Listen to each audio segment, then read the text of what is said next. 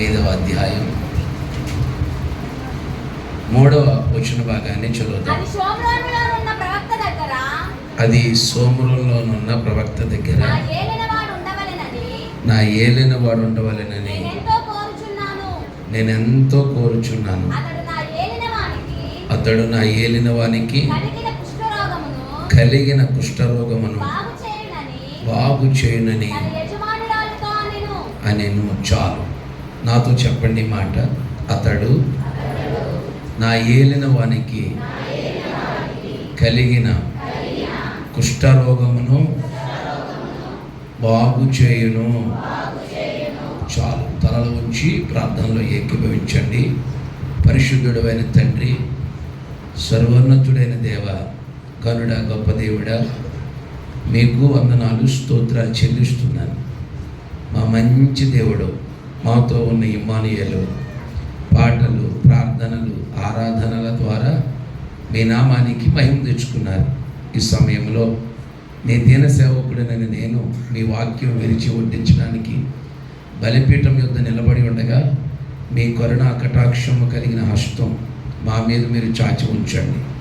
బాబు, వాక్యాన్ని పట్టుకుని సిలువ చాటుకు వెళ్తున్నాను. తండ్రి, నేను మరుగైపోతాను, మీరే కనపడండి. నేను తగ్గిపోతూ మీ నామాన్ని హెచ్చిస్తూ బిడ్డలను, సంఘాన్ని, వాక్యాన్ని మీ కృపాహస్తాలకు అప్పగించుకుంటూ యేసుక్రీస్తు ప్రభుల వారి పరిశుద్ధ నామమున అడిగి వేడుకొనిచున్నాను పరమ తండ్రి, ఆమేన్. పిల్లరా, మరి ప్రేమతో నన్ను ఆహ్వానించిన దేవుని సేవకుల అభిషక్తులు, అత్యంత ప్రియులు, దైవజనులు, గౌరవనీయులు దానిలయ్య గారికి నా ప్రత్యేకమైన వందనాలు తెలియచేస్తున్నాను. అమ్మగారికి కూడా వందనాలు. చక్కగా నడిపిస్తున్న దేవుని సేవకుల అభిషక్తులు రాంబాబు గారికి వందనాలు. అలాగే వారి అల్లుడి గారికి కూడా నా ప్రత్యేకమైన వందనాలు. కూడా వచ్చిన మీ అందరికీ యేసుక్రీస్తు ప్రభుల వారి పరిశుద్ధ నామంలో నిండు వందనాలు. దేవుడు మిమ్మల్ని అందరినీ ఆశీర్వదించును గాక. సంఘ పెద్దలకి నా ప్రత్యేకమైన వందనాలు. అలాగే వారి తమ్ముళ్లకు, చెల్లాయిలకు, ప్రత్యేకమైన స్త్రీలకు శుభాలు తెలియచేస్తూ ఉదయవేళలో ఒక 3 సంగతులు మీతో నేను మాట్లాడాను. మళ్ళా ఈ రాత్రి కొన్ని సంగతులు మిమ్మల్ని గురించి నేను పలికే ప్రయత్నం చేస్తాను. చాలా జాగ్రత్తగా వినండి. మీరు చదివిన వేద భాగం చాలా శ్రేష్టమైన భాగం. మీరు ఈ గ్రంథాన్ని మీరు చదివినప్పుడు ఈ రాజుల 2వ గ్రంథం ఒక అద్భుతమైన గ్రంథం. వాస్తవానికి దీంట్లో ఎలీషా చేసిన అద్భుతాలు మనకు కనిపిస్తాయి. దీనిలో భాగంగా ఈ రాత్రి దేవుడు మీతో ఒక అద్భుతమైన విషయం, వాగ్దానంతో కూడిన విషయమే మాట్లాడుతున్నాడు. మీరు చాలా జాగ్రత్తగా ఈ విషయాన్ని గమనిస్తే ఈ అధ్యాయంలో క్యారెక్టర్స్ ఉంటారు. ఎవరు ఉంటారంటే ఒక 5 క్యారెక్టర్స్ ఉంటాయి. ఈ రాజుల 2వ గ్రంథం 5వ అధ్యాయం మీరు చదువుకున్నారు కదా చాలాసార్లు. దానిలో ఎంతమంది ఉంటారంటే నయమాను మొదటివాడు, తర్వాత ఇశ్రాయేలు చిన్నది, తర్వాత ఎలీషా, తర్వాత గెహాజీ, తర్వాత నయమాను భార్య. ఈ 5 క్యారెక్టర్స్ ఈ అధ్యాయంలో మనకు కనిపిస్తాయి. ఈ అధ్యాయం మీరు బాగా చదివితే కుష్టు వ్యాధి గలవాడితో ప్రారంభించబడుతుంది. ఈ అధ్యాయం 27 వచనాలు ఉంటాయి. ఎన్ని వచనాలు? 27 వచనాలు ఉంటాయి. ఈ 27 వచనాలలోనూ ప్రారంభం కుష్టు వ్యాధితో ప్రారంభించబడుతుంది. ముగింపు కూడా కుష్టు వ్యాధి వాడితో ముగించబడుతుంది. ప్రారంభం కుష్టు వ్యాధి ఎవడు? నయమాను. ముగింపు కుష్టు వ్యాధి ఎవడు? గెహాజీ. అర్థమైందా? గెహాజీ. చాలా జాగ్రత్తగా వినండి. వీళ్ళ గురించి కొన్ని విషయాలు చెప్తే ఈ అధ్యాయం చాలా విచిత్రంగా ఉంటుంది. ఎలా ఉంటుందంటే, అనారోగ్యంతో వచ్చినోడేమో ఆరోగ్యంతో వెళ్ళాడు. మాట్లాడాలి. అది అనారోగ్యంతో వచ్చినాడు ఎలా వెళ్ళాడు? ఆరోగ్యంతో ఉన్నాడు వెళ్ళాడు. ఆరోగ్యంతో ఉన్నవాడు అది వీడి సంగతి. ఇంకా చెప్పాలంటే అన్యుడు ధన్యుడయ్యాడు, ధన్యుడేమో అన్యుడయ్యాడు. ఇంకా చెప్పాలంటే బయటోడు లోపలికి వచ్చాడు. ఎలా తెలిసిపోతుంది మీకు ఇవన్నీ? భలే చెప్పేస్తున్నారు మీరు. ఆపోజిట్ వాడు చెప్పేస్తున్నారు మీరు. బయట ఉన్నవాడేమో లోపలికి వచ్చాడు. ఎవరు బయట ఉన్నవాడు? నయమాను లోపలికి వచ్చాడు. లోపల ఉన్నవాడేమో బయటికి వెళ్ళాడు. ఎవరు? గెహాజీ. ఈ క్రమంలో ఇది ఒక కుష్ఠవ్యాధితో మొదలయ్యి కుష్ఠవ్యాధితో ముగించే ఈ గ్రంథంలో ఈ క్యారెక్టర్స్ ఉన్నాయి కదా. ఈ క్యారెక్టర్స్లో ప్రథమమైన వాడు నయమాను. ఎవరు? నయమాను. నా వైపు చూడండి. ఈ నయమాను గురించి బైబిల్ గ్రంథం ఒక 5 అద్భుతమైన సంగతులు జ్ఞాపకం చేస్తారు. ఎన్ని అద్భుతమైన సంగతులు అంటే 5 అద్భుతమైన సంగతులు. ఏమున్నాయి అద్భుతమైన సంగతులు? 5వ అధ్యాయం మొదటి వచనం. 5వ అధ్యాయం మొదటి వచనం 1 by 1 స్లోగా చదవండి. సిరియా రాజు సైన్యాధిపతి అయిన నెంబర్ 1 నయమానుకున్నటువంటి క్యారెక్టర్ ఏంటంటే అధికారి. ఎవరు? అధికారి, సైన్యాధిపతి, అధిపతి అతడు. ఓకే. 2 ఉండెను అతని చేత యెహోవాయే సిరియా దేశమునకు జయశాలి. నెంబర్ 1 అధికారి. పాయింట్స్ రాసుకుంటున్నారా? పెన్ను పుస్తకాలు ఏమి దగ్గర? పెన్ను పుస్తకాలు తీసి రాసుకోవాలి. పిల్లలు అత్తోరెడ్డి సారెంటికి వెళ్ళిపోయినా పర్లేదు, కానీ రాసుకున్న వాక్యాల పుస్తకం పట్టుకెళ్ళి మీ పిల్లలు దీవించబడతారు. నయమాను గురించి 5 అద్భుతమైన విషయాలు చెబుతాను మీకు. నయమాను ఎవరంటే అధికారి. 2వది జయశాలి, జయము కలగజేసి ఉండెను కనుక అతడు తన యజమాని దృష్టికి ఘనుడు. ఎవరు చెప్పండి? 3 విషయాలు చెప్పాను ఇప్పటికి మీకు. నెంబర్ 1 అధికారి, నెంబర్ 2 జయశాలి, 3 ఘనుడు. తర్వాత ఘనుడై 4వది దయ పొందినవాడు. రాసుకోండి. 4వది దయ పొందినవాడు. మొదటిది అధికారి, 2వది జయశాలి, 3 ఘనుడు, 4 దయ పొందినవాడు, 5 అతడు మహా పరాక్రమశాలి. అతడు మహా 5 విషయాలు నాతో చెప్పండి. నెంబర్ 1 అధికారి, జయశాలి, ఘనుడు, దయ పొందినవాడు, మహా. ఈ 5 విషయాలు మంచివా చెడ్డవా? చెడ్డవా? మంచివి. స్తోత్రం చెప్పాలి ఒకసారి. ఇలా అడుగుదామా? తన భార్య దగ్గరికి వెళ్దాం. ఆ భార్య క్యారెక్టర్ దగ్గరికి వెళ్ళి, ఏమమ్మా నీ భర్త ఎలాంటోడంటే గొప్పగా చెబుతుంది. ఎలాగా? మా ఆయన అధికారి, మా ఆయన జయశాలి, మా ఆయన ఘనుడు, మా ఆయన గారు దయ పొందిన వాడు. ఇంకా గొప్పగా చెబుతుంది. మా ఆయన ఎవరు తెలుసా? మహా పరాక్రమశాలి. గట్టిగా స్తోత్రం చెప్పాలి ఒకసారి. ఈ క్యారెక్టర్స్ అన్ని ఎవరే? నయమాని. Very good. నయమానివి.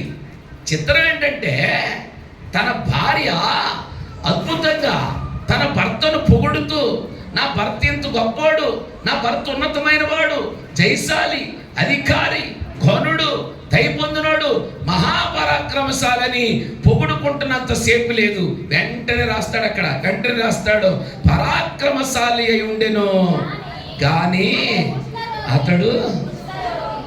ఇది గొప్పదా చెడ్డదా? ఏమైపోయింది గొప్ప అంతా? మరి ఇప్పుడే కదా అలా ఆయన గొప్పవాడు, జయ పొందినోడు అన్నారుగా. ఫైనల్గా ఏమన్నాడంటే, ఇన్ని అద్భుతమైన లక్షణాలు కలిగిన వాడైనా కానీ అతను ఎవరో తెలుసా? అక్కడ మాట్లాడాడండి 2 అక్షరాల పదం, గాని అనండి. గాని. పిల్లలు మీ అందరికీ మాట చెప్తున్నాను, మీ జీవితంలో ఎప్పుడు ఈ మాట రానివ్వకండి. గాని అనే మాట చాలా ప్రమాదమైంది. అర్థమైందా? ఇలా చెప్పొచ్చేమో, ఈ అమ్మాయి చాలా బాగా పాటలు పాడుతుంది కానీ దీని అంత కజ్జోకూరి ఎవరితా? గాని అన్న మాట దగ్గర చూసారా సాక్ష్యం ఎలా పాడైపోతుందో? గాని అనే మాట మొత్తం నీ జీవితాన్ని అంతటినీ మార్చేస్తుంది. మీకు అర్థమైందా? అబ్బాయి చాలా అద్భుతమైన ఆరాధన చేస్తాడండి, అద్భుతమైన పరిచయం చేస్తాడండి, గాని అన్నాడా అయిపోయినట్టే. గాని అన్నాడు అయిపోయినట్టే. మాకు ఓ సంబంధం వచ్చింది, ఓ కీర్తన అనే అమ్మాయికి సంబంధం వస్తే సంబంధం గురించి మాట్లాడడానికి ఒక అతను మా దగ్గరికి వచ్చాడు. మాట్లాడుతున్నాడు నాతో పర్సనల్గా. ఏమని మాట్లాడుతున్నాడంటే, పాస్టర్ గారు అబ్బాయి కోయిట్లో ఉంటాడండి, 2 స్టేర్ల బిల్డింగ్ ఉందండి. ఓహో, అబ్బాయికి కారు ఉందండి. ఆహా, అబ్బాయి అందగాడండి. ఓహోహో, అబ్బాయి ఉద్యోగస్తుడండి.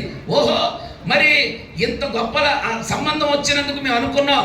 అమ్మాయి చాలా అదృష్టవంతురాలు, కువైట్లో ఉన్నాడు, 2 స్టేర్ల బిల్డింగ్ ఉంది, కారు ఉంది, ఉద్యోగం ఉంది, అందగాడని చెబుతుంటే ఆనందపడిపోతున్నాం. ఈ కాసేపట్లో అన్నాడు, అయ్యగారు గాని అన్నాడు. గాని అన్నాడు. ఇప్పుడు ఏం చెప్తాడు? ఇప్పుడు గాని అన్నాడంటే మంచి చెబుతాడా చెడ్డ చెబుతాడా? నీకు అర్థం అవ్వాలి. గాని అని వచ్చిందంటే దాని వెనకాల గూని ఉంటుంది అన్నాడు ఒక ఆయన. ఆ గాని అన్నదాకా బాగానే వచ్చి అక్కడ అంటాడు, అయ్యగారండి అబ్బాయి తాగుమోతోడండి అన్నాడు. ఇప్పుడు చెప్పండి, నేను పెళ్లి చేస్తానా?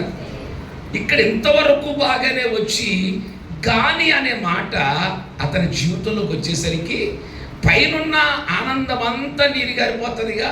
మా ఆయన అధికారి, మా ఆయన జయశాలి, మా ఆయన ఘనుడు, మా ఆయన దయపొందినోడు, మా ఆయన పరాక్రమశాలి అని చెప్పుకున్న తన భర్త కోసం చెప్పుకున్న ఆవిడ ఇలాగంటదేమో, కానీ మా ఆయన ఎవరో తెలుసా? కుష్ఠరోగి. ఉందా నీకు ఈ జీవితంలో ఈ పేరు? నువ్వు ఉందా నీ జీవితంలో? ఈవిడ పెందలకడే మందిరానికి వస్తుంది, కానీ తర్వాత మీరు పూడ్చుకోండి డాష్ డాష్ డాష్ డాష్. ఈ అమ్మాయి చక్కగా పాటలు పాడుతుంది, కానీ dash dash dash dash dash. వాక్యం బాగా చదువుతుంది, కానీ dash dash dash dash dash. Drum బాగా పాడతాడు, కానీ డాష్ డాష్. మీరు ఎట్టుకోవాలి దాని తర్వాత. నీ జీవితంలో ఈ గాని అనే ఒక మాట మొత్తం నీ సాక్ష్యాన్ని పొల్యూట్ చేస్తాం, పాడు చేసేస్తాం. అందుకే మేము అందరితో చెప్తున్నాం, నయమానుకున్న ఆ పేరు మీకు రాకుండా ఉండునుగాక. గాని అనే మాట మన జీవితంలో రాకుండా ఆశీర్వదించబడదుముగాక. గట్టిగా స్తోత్రం చెప్పాలి ఒకసారి. వాట్ ఎవర్ ఇట్ ఈస్, గాని అనే మాట అందరికీ వర్తిస్తుంది. ఈయన మూర్తి పాస్టర్ గారు చాలా అద్భుతమైన ప్రసంగికుడు, కానీ అన్నారా సాక్ష్యం పాడైపోయినట్టే. పాస్టర్ గారు చాలా మంచిది, కానీ అన్నారా సాక్ష్యం పాడైపోయినట్టే. అందుకని ఎట్టి పరిస్థితుల్లో ఈ గాని అనే పదాన్ని మన దగ్గరికి రానివ్వకూడదు. ఇతని గురించి నేను చదివితే నాకు ఆశ్చర్యం అనిపించింది. ఆ రోజుల్లో ఇతని దగ్గరికి వచ్చింది ఆ పదం. నేను ఎలా చెప్పనివ్వండి, ఆ రోజుల్లో ఏం జరిగేదో తెలుసా? ఇశ్రాయేలీల మీదకి సిరియన్లు తరచు యుద్ధానికి వెళ్తుండేవారు. భారతదేశం మీదకి పాకిస్తాన్ వాళ్ళు వచ్చినట్టుగా, రష్యా మీదకి ఉక్రెయిన్ వాళ్ళు వచ్చినట్టుగా సిరియా దేశం మీదకి ఇశ్రాయేలు మీదకి సిరియాలు యుద్ధానికి వెళ్తూ ఉండేవారు. చూడాలి నా వైపు. యుద్ధానికి వెళ్ళినప్పుడల్లా దేవుడే సిరియా దేశానికి జయమిస్తూ ఉండేవాడట. ఒకసారి జయం పొందినటువంటి వేళలో ఓడిపోయిన వాళ్ళ దగ్గర నుంచి ఏదైనా తెచ్చుకోవచ్చు. ఏమన్నాను? ఓడిపోయిన దగ్గర నుంచి ఏదైనా తెచ్చుకోవచ్చు. వెండి తెచ్చుకోవచ్చు, బంగారం తెచ్చుకోవచ్చు, వస్తువులు తెచ్చుకోవచ్చు.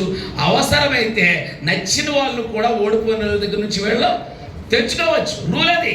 సరే చెప్తాను వినండి.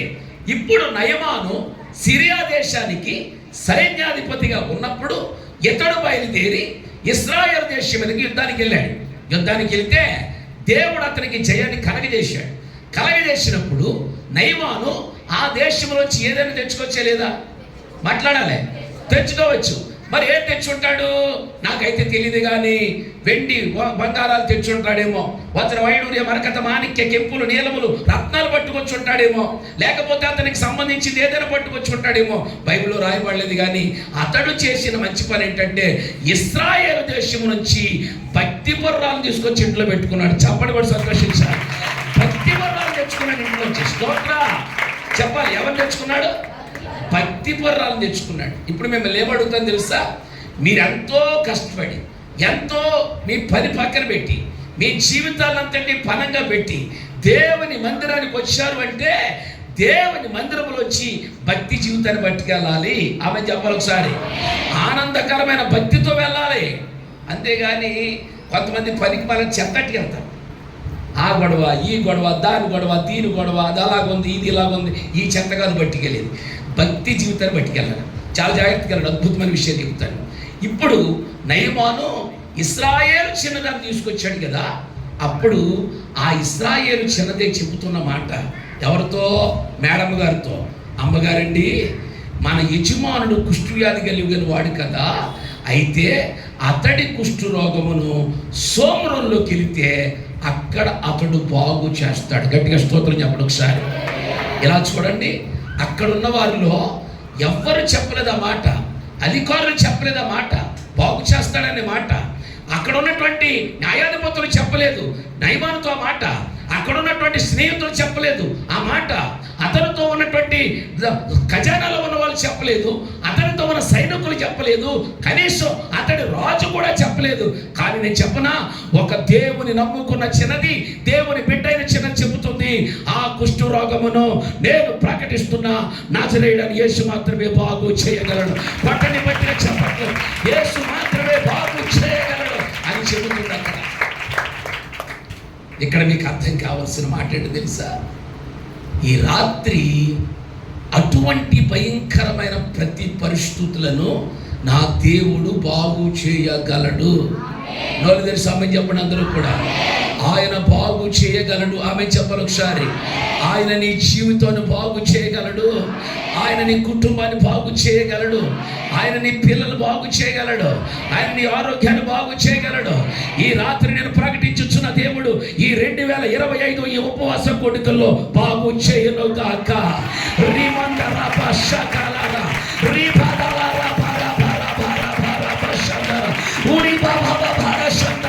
బాగు చేయగలిగిన దేవుడా, ఈ రాత్రి ఏదైతే కుష్టి రోగంతో కుళ్ళిపోతుందో, ఏదైతే చీము నెత్తులతో కుళ్ళిపోతుందో, ఏదైతే భయంకరమైన శోధన వస్తుందో, వారందరూ బాగు చేయగలుగుతా.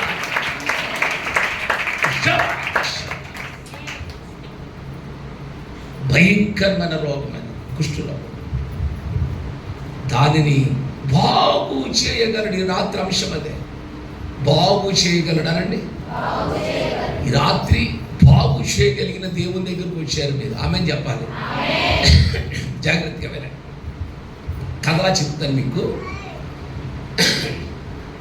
ఇశ్రాయేలు చిన్నది వచ్చినప్పుడు నయమాను భార్య క్యారెక్టర్ ఉందిగా. ఈ క్యారెక్టర్లో నయమాను యుద్ధానికి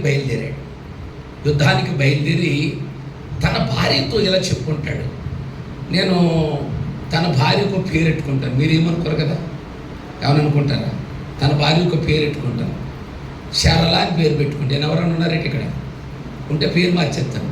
నయమాను భార్య పేరు శారలా అని నేను పెట్టుకున్నాను. ఇప్పుడు నయమాను యుద్ధానికి వెళ్తాడనమాట. యుద్ధానికి వెళ్ళేటప్పుడు తన భార్యతో చెప్తాడు, సరళ నేను యుద్ధానికి వెళ్తున్నానా అన్నాడు. అప్పుడు ఎంత ఫీల్ అయి ఉంటుంది అంటారు? భయపడి ఉంటుందా, సంతోషపడి ఉంటుందా? తప్పులో అడుగేశారు మీరు. భయపడి ఉంటుంది. ఎందుకంటే ఎక్కడికి వెళ్ళినా దేవుడు అతనికి ఏమిస్తున్నాడు? జయమిస్తున్నాడు. స్తోత్రం చెప్పండి ఒకసారి. సరళతో చెప్పి, అమ్మాయి నేను యుద్ధానికి వెళ్తున్నానంటే అప్పుడు ఆవిడ ఎంతో హ్యాపీగా ఫీల్ అయ్యి, సరేలే వెళ్ళిరండి అంటే అడిగాడు, నీకు భయం వేయదట అంటే, నాకు ఎందుకంటే భయం, మీరు ఎక్కడికి వెళ్ళి ఎలా వస్తున్నారో జయం పొంది వస్తున్నారు అంది. సరే ఇలా చెప్పిన వెంటనే ఒక వారం రోజుల దగ్గరకు వచ్చేసింది. యుద్ధానికి వెళ్ళవలసి వస్తే ఇప్పుడు నయమాను స్టార్ట్ అయ్యాడు. ఎర్లీ మార్నింగ్ అయింది, సైన్యం అంతా మైదానంలో ఉంది. ఇప్పుడు నయమాను ఇంటికి ఒక రథం వచ్చింది నయమాను తీసుకెళ్ళడానికి. రథం గుమ్మం దాకా వచ్చింది. సరే నయమాను సైన్యాధిపతి వస్త్రాలు ధరించుకున్నాడు, ఖడ్గం పెట్టుకున్నాడు, డాలు పట్టుకున్నాడు. సైన్యాధిపతి దగ్గరికి ఇంటి తిన్నగా ఒక రథం వచ్చింది. రథం వచ్చి ఆగింది. ఇప్పుడు సైన్యాధిపతి వచ్చి రథం ఎక్కేటప్పుడు తన భార్యతో చెప్తున్నాడు, షర్లా మరి వెళ్ళరానా, జాగ్రత్తగా వెళ్ళరండి అన్నాడు. ఎక్కాడు. ఎక్కిన తర్వాత మళ్ళీ వెనక్కి తిరిగి చెప్పాలి, టాటా మరి సరళ మరేంటి వెళ్ళి రానా అన్నాడు. వెళ్ళరండి అంది. సరే కొంచెం దూరం వెళ్ళాడు. ఇప్పుడు ముసుకేసి వెనక్కి వచ్చింది. మళ్ళీ వెనక్కి చూసి మరి మాట్లాడరా, మరి వెళ్ళరానా, ప్రేమ కదా మరి వెళ్ళరానా అన్నాడు. మరి వెళ్ళరండి అంది. చివరికి వెళ్ళేటప్పటికి ఇంత కనిపిస్తుంది. టాటా అని చెప్పాడు. యుద్ధానికి వెళ్ళాడు. ఒక వారం రోజులు ఉన్నాడు. యుద్ధం జరిగిన తర్వాత యుద్ధంలో జయం వచ్చింది ఇశ్రాయేలుల మీద అనే సంగతి సిరియా దేశానికి తెలిసింది. సిరియా దేశానికి తెలిసిన వెంటనే సిరియా దేశంలో విజయ డంకా మోగించారు. డంకా మోగించి, ఇదిగో ప్రజలారా, యుద్ధానికి వెళ్ళిన మన వాళ్ళందరూ కూడా యుద్ధంలో విజయం సాధించారు. నయమాను ద్వారానే ఒక అద్భుతమైన అనౌన్స్మెంట్ జరిగితే ఇప్పుడు ఆ అనౌన్స్మెంట్లో భార్య రొమ్మెత్తుకుని నా భర్త ఎవడో తెలుసా, చెప్పాలి, జయశాలి, జయమిచ్చిన వాడు అనేసరికి అందరూ కూడా ఆనందంగా ఆవిడకి అభినందనలు తెలియజేశారు. అయిపోయింది. సరిగ్గా 2-3 రోజుల తర్వాత కొల్లగొట్టిన సొమ్ము, ఇశ్రాయేలు చిన్నదాన్ని వీళ్ళందరినీ తీసుకుని మళ్ళీ రథాలు బయలుదేరి వస్తున్నాయి. మరి వచ్చినప్పుడు ఊరేగింపు జరుగుతుందిగా. జరుగుతుంటే ఊరంతా ఫ్లెక్సీలు పెట్టుంటారు, ఆడవడి చేసి ఉంటారు, మంచి టపాసులు కాల్చుంటారు, బాంబులు వేసి ఉంటారు. సాయంకాలం దాకా తిరిగాడు మనోడు. సాయంకాలం దాకా తిరిగి అందరికి అభివాదం చేసి సాయంకాలం అందరిని పంపించేసిన తర్వాత ఎక్కడికి వస్తాడు? ఇప్పుడు ఇంటికి వస్తాడు. ఇంటికి రాగానే మన మేడం గారు ఎవరో, అది మీరు కరెక్ట్ అయిపోయారు. మీరు సరళా మేడం గారు వచ్చి ఎదురుగుండా నాకు గుమ్మడికాయ పట్టుకుందో లేకపోతే ఏ పట్టుకుందో నాకు తెలియదు, కానీ దిగుతుండగానే వచ్చి ఆ గుమ్మడికాయను పట్టుకుని అలాగన్న తర్వాత పెట్లు పట్టుకొచ్చి ఇంట్లో పెడుతున్నారు. ఒక ఇశ్రాయేలు కొత్త చిన్నదాన్ని తీసుకొచ్చుకొని ఇంట్లో పెట్టారు. ఇప్పుడు వచ్చిన వెంటనే సోఫా సెట్లో కూర్చుని మనోడు అలా ఆవిడతో కొన్ని కబుర్లు చెప్పిన తర్వాత అన్నది, ఏమండి మీరు వస్తారని తెలుసు వేడి నీళ్ళు పెట్టానండి, శుభ్రంగా స్నానం చేసి మంచి పులస కూర ఉండనని చెప్పేసి అంటారు. ఇప్పుడు ఏం జరుగుతుంది? స్నానానికి వెళ్ళడానికి మనోడు టవల కట్టుకుని నడుచుకుంటూ వెళ్తున్నాడండి. నడుచుకుంటూ వెళుతుంటే అతని శరీరాన్ని చూసి, అతని వీపు భాగాన్ని చూసి ఇప్పుడు ఈమెకున్నటువంటి ఆలోచన తెలుసా? నా దగ్గర నా భర్త డబ్బు తెచ్చాడు, వెండి బంగారాలు తెచ్చాడు, వజ్ర వైడూర్య మరకత మాణిక్యాలు తెచ్చాడు, చెప్పులు తెచ్చాడు, నీలాలు తెచ్చాడు, నాకు పరిచయం చేయడానికి చిన్నదాన్ని తెచ్చాడని అప్పటికే హ్యాపీ మోడ్లో ఉన్నటువంటి ఈ సరళనబడిన ఈ మేడం గారు అతని శరీరం చూసిన తర్వాత నీకు చెప్పాల ఫీలింగ్ ఏంటో. అతని శరీరం చూసిన తర్వాత సంతోషంగా గొంతులేస్తుందా, దుఃఖంగా ముఖం పెడుతుందా? గట్టిగా చెప్పాలి.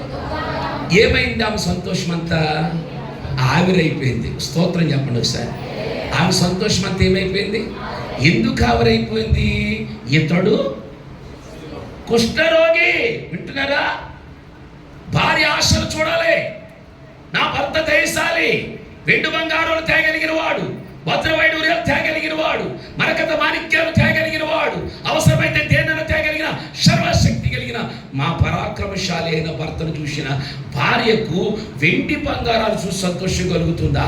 ఇతని కుష్ఠరోగం చూసి బాధ కలుగుతుందా? గట్టిగా చెప్పాలి. మీరు ఎన్ని సంపాదించినా ఈమె బాధ ఒకటే. నా భర్త ఎవరు? కుష్ఠరోగి. పాయింట్స్ పట్టుకోవాలి. ఇప్పుడు నా భర్త ఎవరు? ప్రతి భార్యకు ఉన్నటువంటి ఆలోచన ఇదే. ఇప్పుడు మిమ్మల్ని అందరిలో మాట్లాడుతాను. ఇప్పుడు కనుక సరళ ప్రార్థన చేయవలసి వస్తే, మళ్ళీ అడుగుతున్నాను, ప్రార్థన చేయవలసి వస్తే ప్రభువా నాకు వెండి కావాలని, బంగారం కావాలని, వెలగల వస్తువులు కావాలని ప్రార్థన చేస్తుందా? నా ఉందని నేను పరాక్రమశాలని ప్రార్థన చేసుకుంటాడా? నేను బాగుపడాలని ప్రార్థన చేసుకుంటాడా? చెప్పాలి. బాగుపడాలనే అంతెందుకండి, 9 మంది వచ్చాడు మీ సంఘం దగ్గరికి, దాని నిండా డబ్బు ఉంది, మీకు డబ్బులు ఇస్తాడు, వజ్రాలు పట్టుకొచ్చాడు దాని నిండానే. ఇప్పుడు అతడు వాసన కొట్టుకుంటే ఇక్కడికి వస్తున్నాడు, మిమ్మల్ని ప్రార్థన చేయమని అడిగాడు, మీరు కింద వజ్రాలు కావాలని ప్రార్థన చేస్తారా? 9 మంది బాగుపడాలని ప్రార్థన చేస్తారా?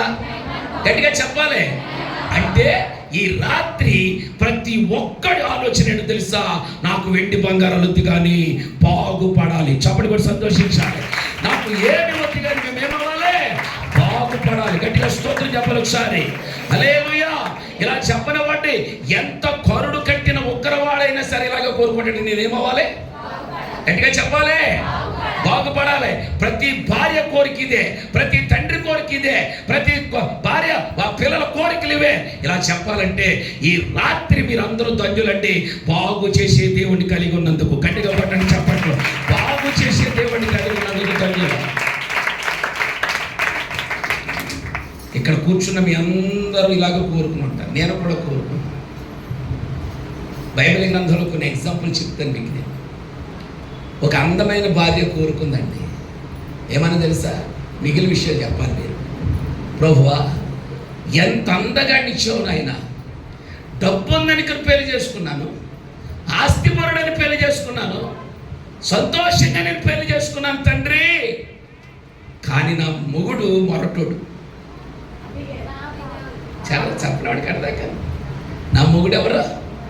మొరటోడు. దావీదు అనబడిన ఆయన వచ్చి నీ మందలు నేనే డెవలప్ చేసేదిరా, నాకు కాస్త హెల్ప్ చేయరంటే, ఎవడా దావీదు ఎవడా యెష్షయి కుమారుడు అన్నాడంట. ఇప్పుడు అతను చంపడానికి వస్తున్నాడు ప్రభువా, ఇప్పుడు నా భర్త ఏమవ్వాలి? బాగుపడాలి. నా భర్త ఏమవ్వాలి? బాగుపడాలి. స్తోత్రం చెప్పండి. ఎవరెవడా ప్రార్థన చేసినవాడ? అబీగయీలు కోరికేంటి తెలుసా? తన భర్త బాగుపడాలని. గట్టిగా స్తోత్రం చెప్పండి ఒకసారి. హల్లెలూయా. ప్రియమైన భర్తలో నీ భార్య చాలాసార్లు ఏడుస్తుంది, నీకు తెలియదు. కానీ మా ఆయన ఎంత మంచివాడండి, పగలో పనికి వెళ్ళేటప్పుడు ఎంత బాగా వెళ్తాడోనండి, కానీ వచ్చేటప్పుడు మాత్రం ఆడు తాగి వస్తాడు. అప్పుడు ఆడు ఏమవ్వాలి? చెప్పాలి. తాగుడు విడిచి బాగుపడాలి. భర్తలు వినాలి. కోపిస్తాడు, గొడవట్టుకొస్తాడు, ఏం చెప్పినా నన్ను తిడతాడు, అసలు మందిరానికి రమ్మంటే రాడు, సేవకులంటే పడదు, నువ్వు వెళ్తే వెళ్ళు నేను రాను అనే మొండి భర్తలు ఉన్నారు ప్రభువా. వాళ్ళందరూ ఏమవ్వాలి? ఇప్పుడు బాగుపడాలి. స్తోత్రం చెప్పాలి ఒకసారి. ఇలాంటి అబీగయీలు ఉన్నారు. ఈ రాత్రి నా దేవుడు వారిని బాగు చేయను గాక. ఆమేన్ అనాలి. ఒక భార్య కోరిక ఏంటో తెలుసా? భర్త. ఎంత అందమైన భార్యని ఇచ్చావు నాయన. ఇలాంటి భార్య ఎవరికి లేదు. నేను వస్తుంటే నాతోనే వచ్చేసింది, నేను ఎక్కడ కాపురం పెడితే అక్కడే పెట్టింది. కానీ అందమైన భార్యే, కానీ నాకు రివర్స్ ఏంటంటే ఎట్టుమంటే తిట్టుమంటది. ముందుకు చూడంటే వెనక్కి చూస్తుంది, వెనక్కి చూడంటే ముందుకు చూస్తుంది. ఇప్పుడు నా భార్య బాగుపడాలని ప్రార్థన చేశాడు ఒక ఆయన. ఎవరైనా? లోతు. ఆయన ప్రార్థన అంతా ఏంటి? నా భార్య అంటే చేయలేదు బైబిల్లో. ఉద్దేశం చెబుతున్నాను. ముందుకు వెనక్కు చూడొద్దంటే వెనక్కే చూసే భార్య. భర్తలు కూడా ఇలాంటి కోరికలే. మీకు తెలుసా, ఒక్కొక్కడు మీ దగ్గర ఏడవట్లేదు కానీ మాతో చెబుతుంటారు, పాస్టర్ గారు ఎంత అందమైన భార్య చేసుకున్నారండి, అది కనుక కోపం ఇచ్చిందా వారం రోజులు నాతో మాట్లాడదు. భార్యల గురించి భర్తలు ఏడుస్తున్నారు, మీకు అర్థం కావట్లేదు. కానీ పాస్టర్ గారు దానికి కోపం వచ్చిందంటే ముందు కొండలు పగలు కొట్టారు. పిల్లోడు వచ్చాడా అడిగి పగిలిపోతుంది. ఇలాంటి భార్యలు బాగుపడాలని ప్రార్థన చేసే భర్తలు కూడా ఉన్నారు. ఇది ఎక్కడ పాస్టర్, ఇది ఎక్కడ భార్య అండి బాబు? అంతా రివర్స్ పొద్దు. మీకు మాట చెప్తాను, నీకు ఆడవాళ్ళకి కోపం ఎక్కువే కాదని. కోపం వర్షంలాగా ఉండాలి కానీ ముసురులాగా ఉండకూడదు. ఏమన్నాను? ఏంటి రెండింటికి తేడా? సూపర్. మీరే అన్నీ మీరే చెప్పేస్తున్నారు. ఇలా వర్షం వచ్చి ఏం చేస్తుంది? వచ్చి వెళ్ళిపోతుంది. మరి ముసురు కారుతూనే కొండలు కడుగుతున్నప్పుడు కారుతుంది, వంట చేస్తున్నప్పుడు కారుతుంది. ఇంకా సనుగులాట, ఒక మెతుకులాట. అయ్యి బాబు ఎవరు తిడతో తెలియదు, ఎవరి మీద సనుగుతో తెలియదు, ఉప్పులో కారం వేస్తో తెలియదు, కారం ఉప్పు వేస్తో తెలియదు. మొత్తం నరకం ఈడి పనులు చూడాలి కనిపించేయడం కోసం. ఏంటి ఇవాళ నేను చూశాను తెలుసా? ముఖం మాత్రం ఆడుకుంటే ఎక్కలా ఉంటారు ఇక్కడ. ఇలాంటి భార్యలు బాగుపడాలని ఏడుస్తున్న భర్తలు కూడా ఉన్నారు. మొండి భార్యలు. ఎప్పుడు కోపగిద్దారో తెలియదు, కోపానికి కారణం ఉండదు, ఎలా ఉంటారో తెలియదు. అలాంటి పరిస్థితుల్లో ఒక లోతు చేసిన ప్రార్థన తెలుసా? నా భార్య ఏమవ్వాలి? బాగుపడాలి. మీరు అర్థం చేసుకోవాలి. ప్రతి క్యారెక్టర్ బైబిల్ గ్రంథంలో ఉంది. ప్రతి క్యారెక్టర్ బైబిల్ గ్రంథంలో ఉంది. ఆ క్యారెక్టర్లో ఒక అబీగయీలు తన భర్త బాగుపడాలని ప్రార్థన చేసి ఉండొచ్చు. ఒక లోతు తన భార్య బాగుపడాలని ప్రార్థన చేయొచ్చు. ఇంకా నేను చెప్పనా? దేవా ఎంత అందమైన కూతురునిచ్చావు నాయన, ఇలాంటి కూతురు ఎవరికి లేదు నాయన. కానీ ఇది కొమ్మబట్టు కూర్చోదు, ఊరంతా తిరుగుతుంది. ఎవరు? Connecting people. దీనా ఇప్పుడు యాకోబు బాధ ఏంటి? నా కూతురు ఏమవ్వాలి? మాట్లాడాలి. కూతుర్లు మీరు చాలా జాగ్రత్తగా వినాలి. మీకు తెలియకుండా తల్లిదండ్రులు ఏడుస్తున్నారు తెలుసా? తండ్రి దేవుడా దీన్ని ఏమన్నంటేనేమో చచ్చిపోతానంటది, ఏదనంటేనేమో ఎక్కడికైనా పారిపోతానంటది. 24 గంటల సెల్ ఫోన్ పట్టుకునే ఏడుస్తుంది. 24 గంటలు ఫ్రెండ్స్ అంటది, మెసేజ్ అంటది, ఇన్స్టాగ్రామ్ అంటది. ఇలాగా నా కూతురు బాగుపడాలని కూడా తండ్రులు ఏడుస్తున్నారు. మీరు లేకపోవచ్చు కాక. తండ్రులు యాకోబు లాంటి తండ్రులు ఏడుస్తూ ఉండొచ్చు. దేవా నా కూతురు ఇలాగ అయిపోతుందయ్యా, కోపిస్తున్నాలయ్యా. ఒక పని చేయదు, బాగున్నావని అడగదు, కాలేజీ నుంచి వస్తుంది, పుస్తకాలు ఇసి పెట్టేస్తుంది, అలా మంచమే పడుకుంటుంది, సెల్ ఫోన్ అట్టుకుంటుంది, అప్పుడప్పుడు లేస్తుంది, పని చేస్తుంది, పడుకుంటుంది. ఇలాగా తల్లిదండ్రులు కూడా ఏడ్చేవాళ్ళు లేకపోలేదు దీనా కోసం. ఇంకో మాట చెప్పనా, తండ్రి ఎంత అందమైన కొడుకునిచ్చావయ్యా, ఆడవాళ్ళకు కూడా అంత అందమైన చుట్టూ లేదయ్యా, అంత అద్భుతమైన కురులు కలిగిన వాడయ్యా నా కొడుకు, అలాంటి అందమైన కొడుకు ఎవడికి లేడయ్యా, కానీ వీడు నన్ను చంపడానికి తిరుగుతున్నాడయ్యా, వీడు చంపడానికి తిరుగుతున్నాడని నా కొడుకు బాగుపడాలని ప్రార్థన చేసిన దావీదు లాంటి తండ్రులు కూడా నేటి దినాల్లో ఉన్నారు. స్తోత్రం చెప్పాలి విషయం ఆమె చెప్పాలి. ఉన్నారా ఇలాంటి కొడుకులు? ఉన్నారండి. ప్రతి కొంపలో ఒక్కొక్కడు ఉంటాడు ఇలాంటి కొడుకులు. రోజుకో గొడవ పట్టుకొచ్చేవాడు, సమస్యలు పట్టుకొచ్చేవాడు. సరిగ్గా చదువుతాడంటే చదవడాయే, సరిగ్గా పని చేస్తాడంటే పని చేయడాయే. వీడి కనుక 10th క్లాస్ పాస్ అయ్యాడా ఎవడు పట్టుకోలేము, వీడికో పట్టుకొని వాళ్ళే ఫ్రెండ్స్ రెస్ట్ తిరుగుతాడు. ఇలాంటి వాడందరూ కూడా బాగుపడాలని ఒక దావీదు ప్రార్థన చేసినట్టుగా చేయొచ్చు ఇవాళ తల్లిదండ్రులు. మీకు అర్థమవుతుందా? అందరి కోరికేంటి? బాగుపడాలని. స్తోత్రం చెప్పాలి ఒకసారి. భార్య బాగుపడాలని భర్త కోరిక లోతులేక, భర్త బాగుపడాలని అబీగయలు కోరిక, భర్త బాగుపడాలని, కూతురు బాగుపడాలని యాకోబు లాంటి కోరిక, కొడుకు బాగుపడాలని అబ్షాలోము కోరిక. ఇంకా నేను చెప్పనా, అత్త కోడలు వదిలేశాను అనుకుంటున్నారా? ఎంత అందమైన కోడలు ఇచ్చావు నాయనా అన్నా, ప్రభువా ఎంత అందమైన కోడలు ఇచ్చావు నాయన, ముద్దెట్టది కానీ ముద్దెడుతుంది, ముద్దెట్టది కానీ ముద్దెడుతుందంట. ఈ అందమైన కోళ్ళంట ముద్దెట్టది కానీ ముద్దు మాత్రం బాగానే పెడుతుంది. ఏ అందమైన కోళ్ళలో వార్ప వార్ప. అత్తగారు ప్రార్థన చేసి ఉంటుంది, ప్రభు రూతులాగా ఇది కూడా బాగుపడాలని. ఇలా నేను చెప్పనా, అత్తగారి కోసం కూడా కోడళ్ళు ప్రార్థన చేసి ఉండొచ్చు. ప్రభువా నేను వచ్చిన కొత్తలో మెట్లెడిసింది నాయన, నేను వచ్చిన కోట్లు అందమైన కూతురు అంత బాబా, నేను వచ్చిన కొత్తలు ఎంత బాగా ప్రేమించిందో, ఇలాంటి అత్తగారి గయ్యాలు అయిపోయింది నాయన అని కోడళ్ళు కూడా ప్రార్థన చేసి ఉండొచ్చు. ఈ క్యారెక్టర్స్లో అందరి కోరిక ఒకటే. ఏమిటా కోరిక తెలుసా? బాగుపడాలని. గట్టిగా స్తోత్రం చెప్పాలి ఒకసారి, హల్లెలూయా చెప్పాలి ఒకసారి. ఇప్పుడు నయమాను భార్య కోరిక ఏంటి? నా భర్త బాగుపడాలి. హల్లెలూయా చెప్పాలి ఒకసారి. లోతు కోరిక ఏంటి? నా భార్య బాగుపడాలి. ఇప్పుడు ఇంకా చెప్పాలి. యాకోబు కోరిక ఏంటి? నా కూతురు బాగుపడాలి. చెప్పండి. దావీదు కోరిక ఏంటి? నయోము కోరిక ఏంటి? ఇలా చెప్పాలంటే ప్రతి ఒక్కడికి ఉన్న ఆలోచన ఏంటి తెలుసా? బాగుపడాలి. స్తోత్రం చెప్పండి ఒకసారి. అంతెందుకండి, యేసు ప్రభు కూడా ఒకసారి యెరూషలేమును చూసి, యెరూషలేమా యెరూషలేమా ప్రవక్తలను చంపుచున్నదానా, కోడి తన రెక్కల చోటున దాచినట్లుగా నేను నిన్ను దాచాలే, ఎన్నోసార్లు నిన్ను చేర్చుకుందాం అనుకున్నాను కానీ నువ్వు రానల్లనన్నా. యెరూషలేమా నా కోరిక ఒకటే, బాగుపడుదువుగాక. స్తోత్రం చెప్పాలి ఒకసారి. అంటే యేసయ్య డైరెక్ట్గా ఒక యెరూషలేము బాగుపడాలని కోరుకున్నాడు. నీకు అర్థమైందా? ఈరోజు నేను అంటాను, మీ గ్రామంలో ఒక సేవకుని పెట్టాడు. ఆ సేవకుడు కోరికేంటి తెలుసా? మీ కుటుంబాలు బాగుపడాలని. ఆమె చెప్పరాదు. ఆ సేవకుడు కోరికేంటి తెలుసా? మీరు బాగుపడాలని. ఆమె చెప్పండి. గ్రామం బాగుపడాలని. ఉపవాస కోడికల ఉద్దేశం ఏంటి తెలుసా? ఉపవాసంతో ప్రార్థన చేసినప్పుడు గ్రామం ఆశీర్వాదకరంగా ఉంటుంది. చప్పట్లు కూడా సంతోషించాలి. గ్రామం ఆశీర్వాదకరంగా ఉంటుంది, గ్రామం బాగుంటుంది. అందుకే ప్రతి చోట్ల ఈ నెల వచ్చే నెల ఉపవాసుకుంటాం జరుగుతుంది. ఎందుకో తెలుసా? ప్రతి సేవకుడు కోరిక బాగుపడాలని, సంఘం బాగుపడాలి, వ్యక్తులు బాగుపడాలి, కుటుంబం బాగుపడాలని. ఇలా నా వైపు చూడండి. వీళ్ళందరినీ ఎవరు బాగు చేయగలరు చెప్పాలి. మీరు చెప్పాలి. ఎవరు బాగు చేయగలరు? ప్రభుత్వాలు బాగు చేస్తాయా? చెడిపోయిన మనిషిని గట్టిగా చెప్పాలి. పథకాలు బాగు చేస్తాయా? గట్టిగా చెప్పాలి. నేను చెప్తాను, వారి యూనివర్సిటీలు బాగు చేస్తాయా? గట్టిగా చెప్పారే.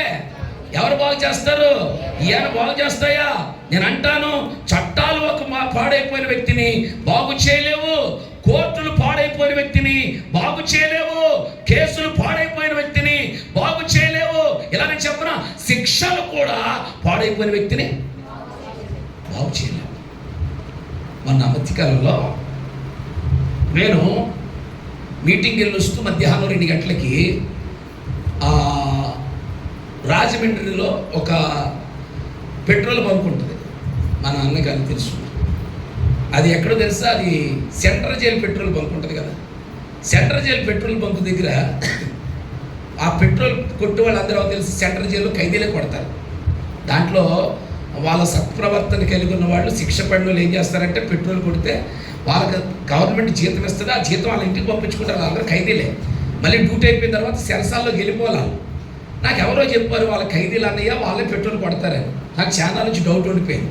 ఆ రోజు నేను నా భార్య బిడ్డల్ని ఎక్కడో ఎర్రగుడి వెళ్ళి వస్తూ అక్కడ పెట్రోల్ కొట్టించుకోవడం మధ్యాహ్నం 2 గంటలకు ఆగాను నేను. మా భార్య పిల్లలతో చెప్పలేదు నేను. వాళ్ళ ఖైదీలు అంటే మొత్తం కిందకి దిగరారు, వెళ్ళిపోతారు. అప్పుడు నేనేం చేశానంటే అద్దంలో దించిన తర్వాత పెట్రోల్ కొట్టాడు, నా దగ్గరికి వచ్చాడు, డబ్బులు తీసుకున్నాడు, కార్డు ఇచ్చాను, తాను స్వైప్ చేశాడు. అయిపోయిన తర్వాత నేను అడిగాను అతన్ని. నేను ఆ తమ్ముడిని ఇంటర్వ్యూ చేశాను. బాబు ఇలా రా అన్నాను. వచ్చాడు. నిన్న నాకు కొన్ని డౌట్లు ఉన్నాయి, అడగ నాకు ఫ్రీగా ఉన్నావా అన్నాను. బాగానే ఉన్నాను సార్ అన్నాడు. అంటే నేను అడుగుతున్నప్పుడు నేను ఏమడిగానంటే మీది ఏ ఊరు అన్నాను. పలానా ఊరు అన్నాడు. నువ్వు ఇక్కడ ఖైదీవేనా ఏమనుకోవద్దు అన్నాను. నేను ఇక్కడ ఖైదీనేనండి అన్నాను.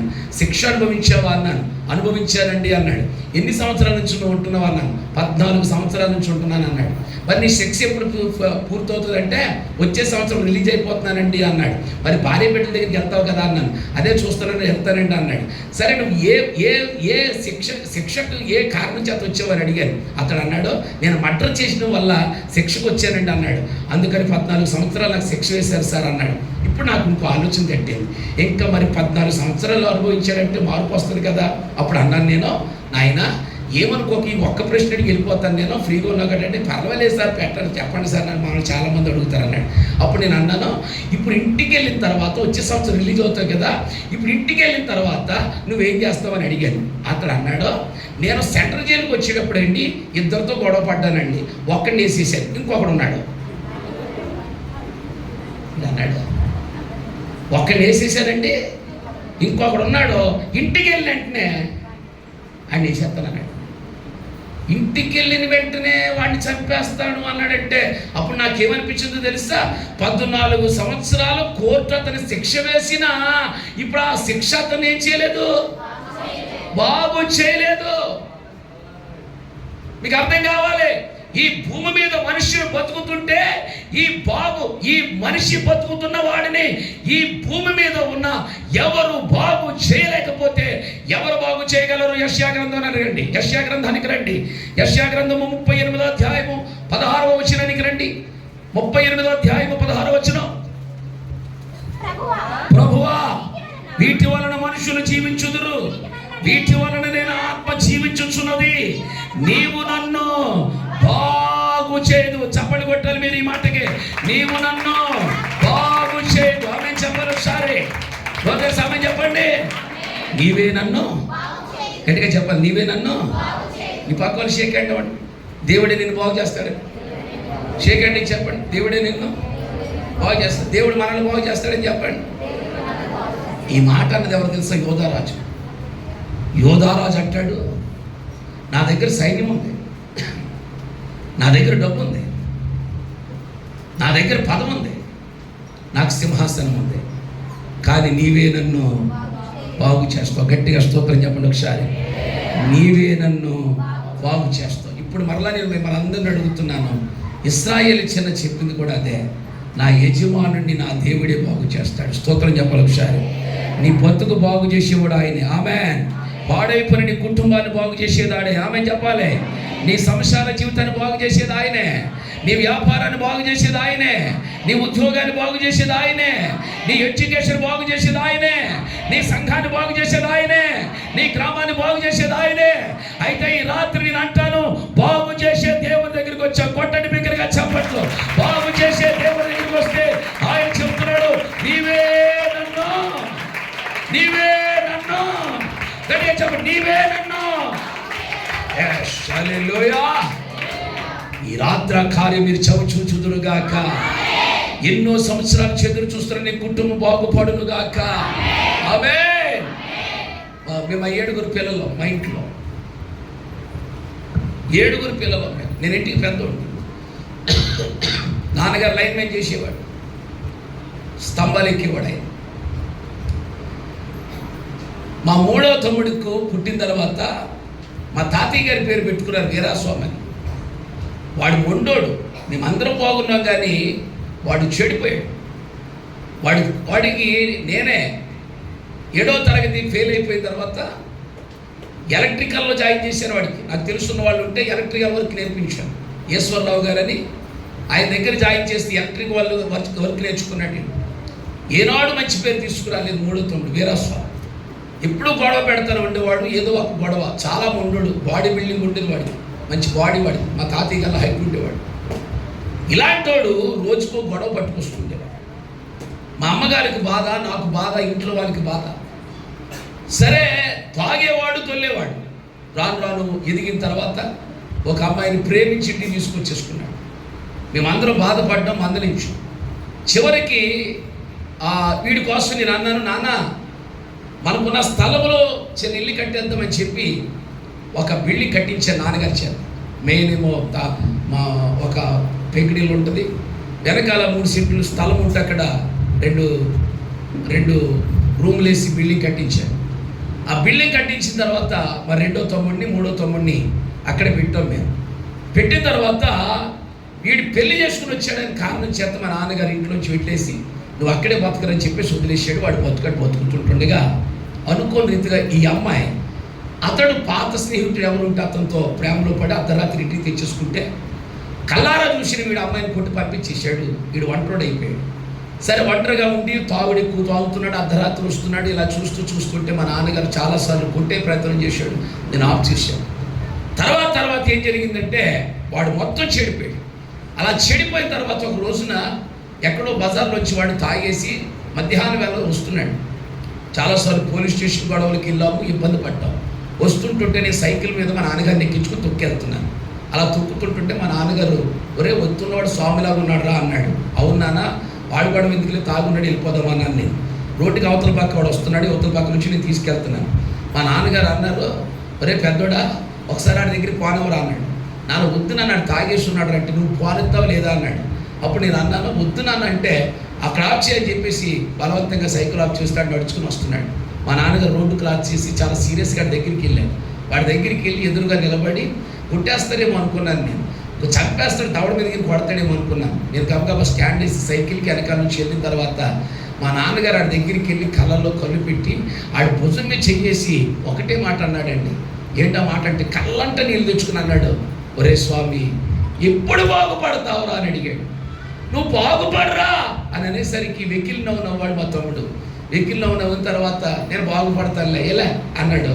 సరే మా నాన్నగారిని తీసుకుని సైకిల్ మీద వస్తే ఏడుస్తూనే వచ్చారు మా నాన్నగారు. తర్వాత ఏమనుకున్నాడు వీడికి తెలియదు, కానీ వాడు ఎప్పుడు అర్ధరాత్రి వచ్చేవాడు, ఏం తినేవాడు తెలియదు. ఒక రోజున ఏమనుకున్నాడో, ఇంకా నా బ్రతుకు బాగుపడదు అనుకున్నాడు, ఏమిటో తెలియదు. కానీ ఇంట్లో ఎవరికి తెలియకుండా తలుపేసుకున్నాడు. పడుకుంటే 2 రోజుల దాకా లేవడేమో అనుకున్నాం మేము. తలుపేసుకుని ఫ్యాన్ గురిపెట్టుకుని చచ్చిపోయాడు. గురిపెట్టుకుని చనిపోతే మాకెప్పటికీ తెలియదు, ఆడు ఎక్కడికో వెళ్ళిపోడు అనుకుంటున్నాం.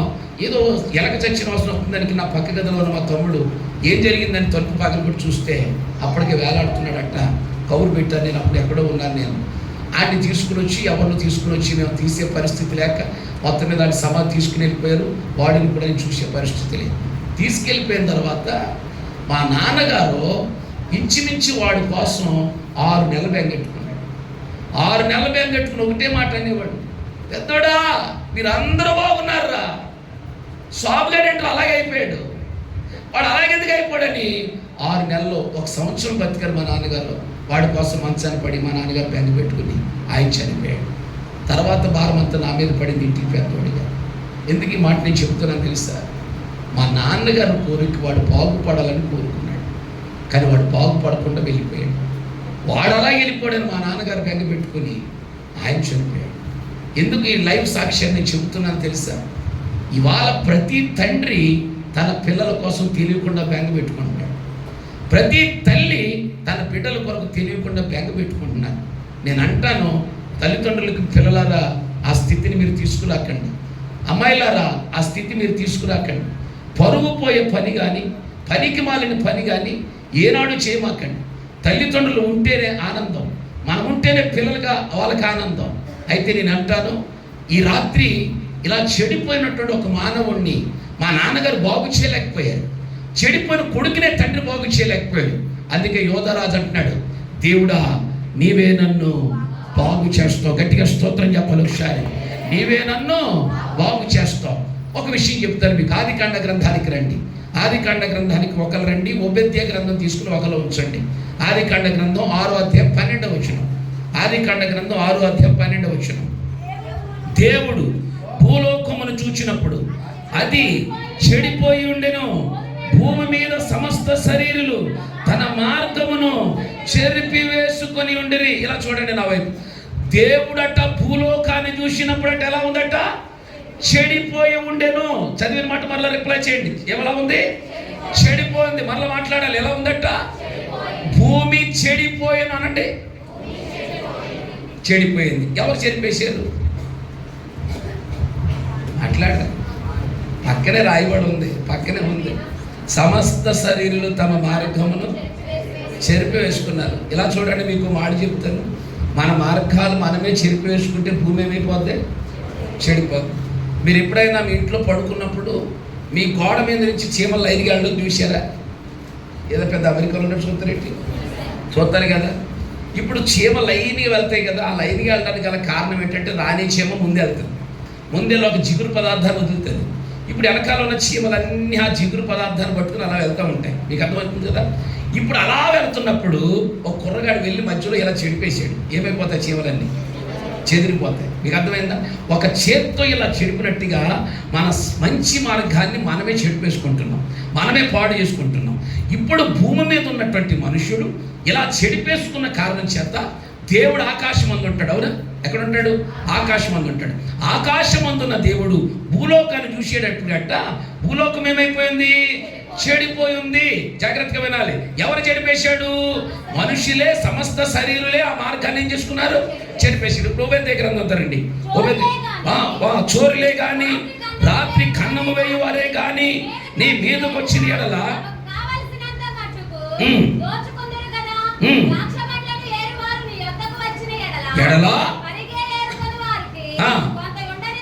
కదా నిన్ను చూడగా నీవు బొత్తిగా చెడిపోయి ఉన్నావు. ఈ 2 పాయింట్లు నాకు కరెక్ట్గా చెప్పండి. భూమిని చూడగా చెడిపోయింది, మనిషిని చూడగా. చదివిందే చెప్పమన్నా నీకు. తప్పు తప్పు మరలా చదువు. తప్పు మరలా చదువు. నేను చెప్పిన ఓబేద్య గ్రంథం 1:5లోని చివరి మాట చదువు. నిన్ను చూడగా నీవు బొత్తిగా, భూమి చూడగా చెడిపోయింది, మనిషిని చూడగా బొత్తిగా. ఆ పాయింట్ రావాలి నాకు. ఎలా చెడిపోయాడట? బొత్తిగా. మరలా చెప్పండి. మనిషి ఎలా చెడిపోయాడు? బొత్తిగా. భూమి ఏమో కేవలం చెడిపోయింది, మనిషి ఏమో ఎలా చెడిపోయాడంటే యెషయా గ్రంథంలో చెబుతాడు, అరికాలు మొదలుకొని నడినెత్తు వరకు కొంచెమైనా స్వస్థత లేదు, గాయాలు. 1వ అధ్యాయం 6వ వచనం. అరికాలు మొదలుకొని తల వరకు స్వస్థత కొంచెమైనా లేదు. ఎక్కడ చూసినా గాయములు, దెబ్బలు, పచ్చిపుండ్లు. అవి పిండబడలేదు, కట్టబడలేదు, తైలముతో మెత్తన చేయబడలేదు. మీ దేశము పాడైపోయింది, మీ పట్టణం అగ్ని చేత కాలిపోయింది. మీ ఎదుటనే అన్యులు మీ భూమిని తినివేస్తున్నారు. అన్యులకు తటాస్తించు నాశనం వల్లది ఏమైపోయింది? Every human pollute. దేవుడు పరలోకం నుంచి భూలోకాన్ని చూస్తే చెడిపోయింది, మనిషి ఏమో బొత్తిగా చెడిపోయాడు. బొత్తిగా చెడిపోయాడు అనాలి. మీరు అలా చెడిపోయాడు? బొత్తిగా చెడిపోయే మనుషులు. ఇప్పుడు చెప్పండి, ఆ బొత్తిగా చెడిపోయిన వాళ్ళ కోసం పరలోకములో ఉన్న పరిశుద్ధాత్మ దేవుడు ఆయనే భూమి మీదకి వచ్చి మనిషి రూపముగా వచ్చి మరణించి మనందరినీ బాగు చేసిన దేవుడు. అందరినీ బాగు చేసిన దేవుడు. గట్టిగా స్తోత్రం చెప్పండి ఒకసారి. మనందరినీ బాగు చేసిన దేవుడు. చెడిపోయారు లేదా? అరికాలు మొదలుకొని తల్ల వరకు చెప్పండి. ఏమేమి చెడిపోయినాయి? ఏమేమి చెడిపోయినాయి చెప్పాలి మనకి. ముందు తల వెంట్రుకు చెడిపోయింది, రంగు ఎత్తున్నాం కాబట్టి దాన్ని పక్కన పెట్టండి. తర్వాత కళ్ళు చెడిపోయింది. ఎలాగా చెప్పాలి? కలర్ వాళ్ళు కాదు, ఏది చూడాలో దాన్ని చూడట్లేదు కదా. చూడవలసింది చూడకుండా ప్రతి అసభ్యమైనవి చూస్తున్నాం కాబట్టి కళ్ళు ఏమైపోయినాయి? చెడిపోయింది. మీకు మాట అడుగుతాను, మీ పిల్లలు అన్నం తినకపోతుంటే ఏం పెడుతున్నారు? కూర. పోను. మీ పిల్లలు చెడిపోవడానికి కారణం ఎవరంటారు? తల్లిదండ్రులు కదా, ఒప్పుకోండి మీరు అందరూ. పూర్వకాలం అన్నం తినకపోతే చందమామ చూపించేవాడు, ఇప్పుడు సెల్ ఫోన్ చూపించున్నాం. అల్లవరంలో సువార్తమ్మ గారని ఆవిడ సభలు మీటింగ్స్ పెడుతుంటారు, నేను స్పీకర్గా వెళ్తుంటాను. బాగా కావాల్సినాడు, వాళ్ళకి 2 కూతురు పెట్టి ఆ తర్వాత కూతుని, పెద్ద కూతురికి పెళ్ళి అయిందండి. పెద్ద కూతురు పెళ్ళి ఒక అందమైన కూతురు ఇచ్చాడు దేవుడు. అది ఎంత ఉండదంటే మంచి బాగా అల్లరి చేస్తాను. సరే మొన్నే మీటింగ్స్కి వెళ్ళిన తర్వాత నా వాక్యం అయిపోయింది. వాక్యం అయిపోయిన తర్వాత కూర్చున్నాను, 11 గంటలైంది. 11 గంటలకి ఎవరో భోజనాలు తినలేదు.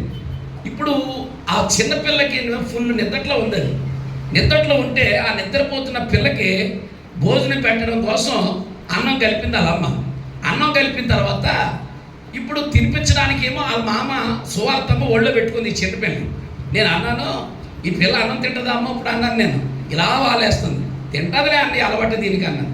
అప్పుడు నేను ఎలా తింటుందబ్బా అని ఆలోచించి చేస్తే ఆ పిల్ల వెళ్ళవలసింది కదా, అన్నం తినిపించడానికి కప్పుతో పట్టుకొచ్చి దానికి అన్నం తినబెట్టిన మూతి దగ్గర పెడుతుంది, కానీ అది తింటలేదు. ఇలా తడుతుంది, తింటలేదు. అప్పుడు అందే యూట్యూబ్ పెడతాను అందే. అలా అమ్మ యూట్యూబ్ పెడతానంటే ఏది అది లేచింది. అది ఏది అని లేవగానే ఇంకా చూడండి ఛానల్ ఏదో ఓపెన్ చేసింది, ఆ పిల్లకి ఇచ్చింది, గిన్నెడు అన్నం తినిపించేసింది. నాకు అప్పుడు అనిపించింది, అర్ధరాత్రి కూడా ఈ పిల్లలు లేపి యూట్యూబ్ చూపించి అన్నం పెట్టేసి అద్భుతమైన తల్లులు ఉన్నంతసేపు పిల్లల కొలు చెడిపోతూనే ఉంటాయి, పిల్లల కొలు చెడిపోతూనే ఉంటాయి. పూర్వకాల బాధ ఏది లేదు మనకి, ఒక టీవీ లేదు, ఓ రేడియోని పెట్టుకుని దాన్ని వింటూ ఉండే వాళ్ళందరికీ ఉండేది కాదు. దీపం పుట్టినుండి వాళ్ళు వృత్తి తగ్గించుకుని పడుకునేవాళ్ళు. ఈ రోజుల్లో అన్ని సౌకర్యాలు ఉన్న, అందుకే కళ్ళు పోతున్నాయి. మాకైతే 40 సంవత్సరాలు వచ్చే కళ్ళజోడు పడ్డాయి, 5 సంవత్సరాలు వచ్చినప్పుడు కూడా పోతద్దాలు పడిపోతున్నాయి. నీ కళ్ళు చెడిపోయింది, ఇక నీ నోరు చెడిపోయింది, నీ ముక్కు చెడిపోయింది. ఇక నోరు అంటారు, ఇంక చెప్పనక్కర్లేదు. పెదాలు ఉన్నాయా? ఆ పెదాలు కూడా ప్రస్తుతంగా చెడిపోయి ఉన్నాయి. ఎక్కడో అమెరికాలోనో ఆఫ్రికాలో వేసుకుని రంగులు ఏంటి ఆ లిప్స్టిక్లు. ఇప్పుడు మనిషి కోతులాగా ఉన్న మూతి ఎరగొంటున్నాయి తెలుసా, అందరూ చేస్తున్నారు ఇప్పుడు, చిన్నదానికి పెద్దదానికి. అది క్యాన్సర్గా మారుతుందని మొన్నే ఎవడ చెప్పుకుంటూ వచ్చారు ఒక యూనివర్సిటీ వాళ్ళు. మనిషి పెదాలు చెడిపోయింది.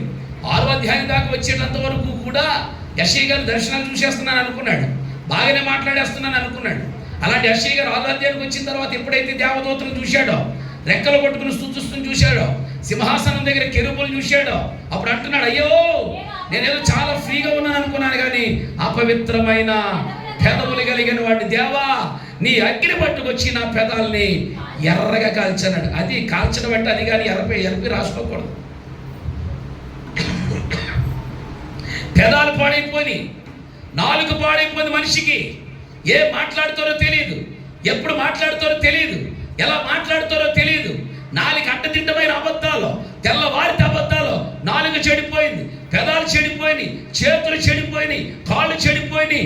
వెళ్ళవలసిన స్థలానికి వెళ్ళవు, చేయవలసిన పనులు చేయవు. ఇలా చూస్తే మనిషి అర్రి కాలు మొదలుకొని నడిని తోలికి ఎలా చెడిపోయాడట? బొత్తిగా చెడిపోయాడు. స్తోత్రం చెప్పాలి ఒకసారి. బొత్తిగా చెడిపోయాడు. నేను మాట చెప్తా చూడండి, అలా చెడిపోయి పడిపోయిన వాడిని నా దేవుడే బాగు చేశాడు. హల్లెలూయా చెప్పాలి ఒకసారి, హల్లెలూయా చెప్పాలి. దాని గురించి యెహెజ్కేలు భక్తుడితో చెప్తాడు. ఎంత బాగా చెప్తాడంటే, నేను నీ దగ్గరికి వచ్చి చూడగా నీ నాభి సూత్రము కోయబడలేదు, నీ తల్లి నిన్ను కన్నదే, నీ తల్లి నిన్ను కన్ని వదిలేసిందే. నువ్వు వచ్చి ఇశ్రాయేలు నువ్వు పడిపోయావు, పిండముగా పడిపోయావు, పడిపోయి రక్తంలో దొరుకుతున్నావు. చూడాల వైపు రక్తంలో దొరుకుతున్నావు. రక్తంలో దొరుకుతుంటే నిన్ను పట్టించుకున్నవాడు లేడు, నిన్ను కడిగినోడు లేడు, నీకు ఉప్పు రాసినోడు లేడు, నీకు బట్ట చుట్టినోడు లేడు. అప్పుడు నేను వచ్చాను. స్తోత్రం చెప్పలే, అలాగే చెప్పలే. అప్పుడు నేను నీ దగ్గరికి వచ్చి రక్తంతో పొర్లుతున్న నిన్ను చూసి ఏమన్నా తెలుసా? బాగుపడమని చెప్పాను, బ్రతకమని చెప్పాను. అందుకే మీరు బ్రతికారా, అందుకే మీరు బ్రతికారు. ఈ రాత్రి నేను మాట్లాడతాను, మనం చాలాసార్లు హాస్పిటల్లో చచ్చిపోవాలి, కరోనా కాలంలో చచ్చిపోవాలి. ఈరోజు దేవుడు మనలందరినీ కూర్చుండబెట్టాడంటే ఆ మహానుభావునికి స్తుతి, ఘనత, మహిమ, ప్రభావములు కలుగును గాక. గట్టిగా స్తోత్రం చెప్పండి ఒకసారి. హల్లెలూయా. అందుకే చెప్తున్నాడు యోధారాజు ఏమని తెలుసా?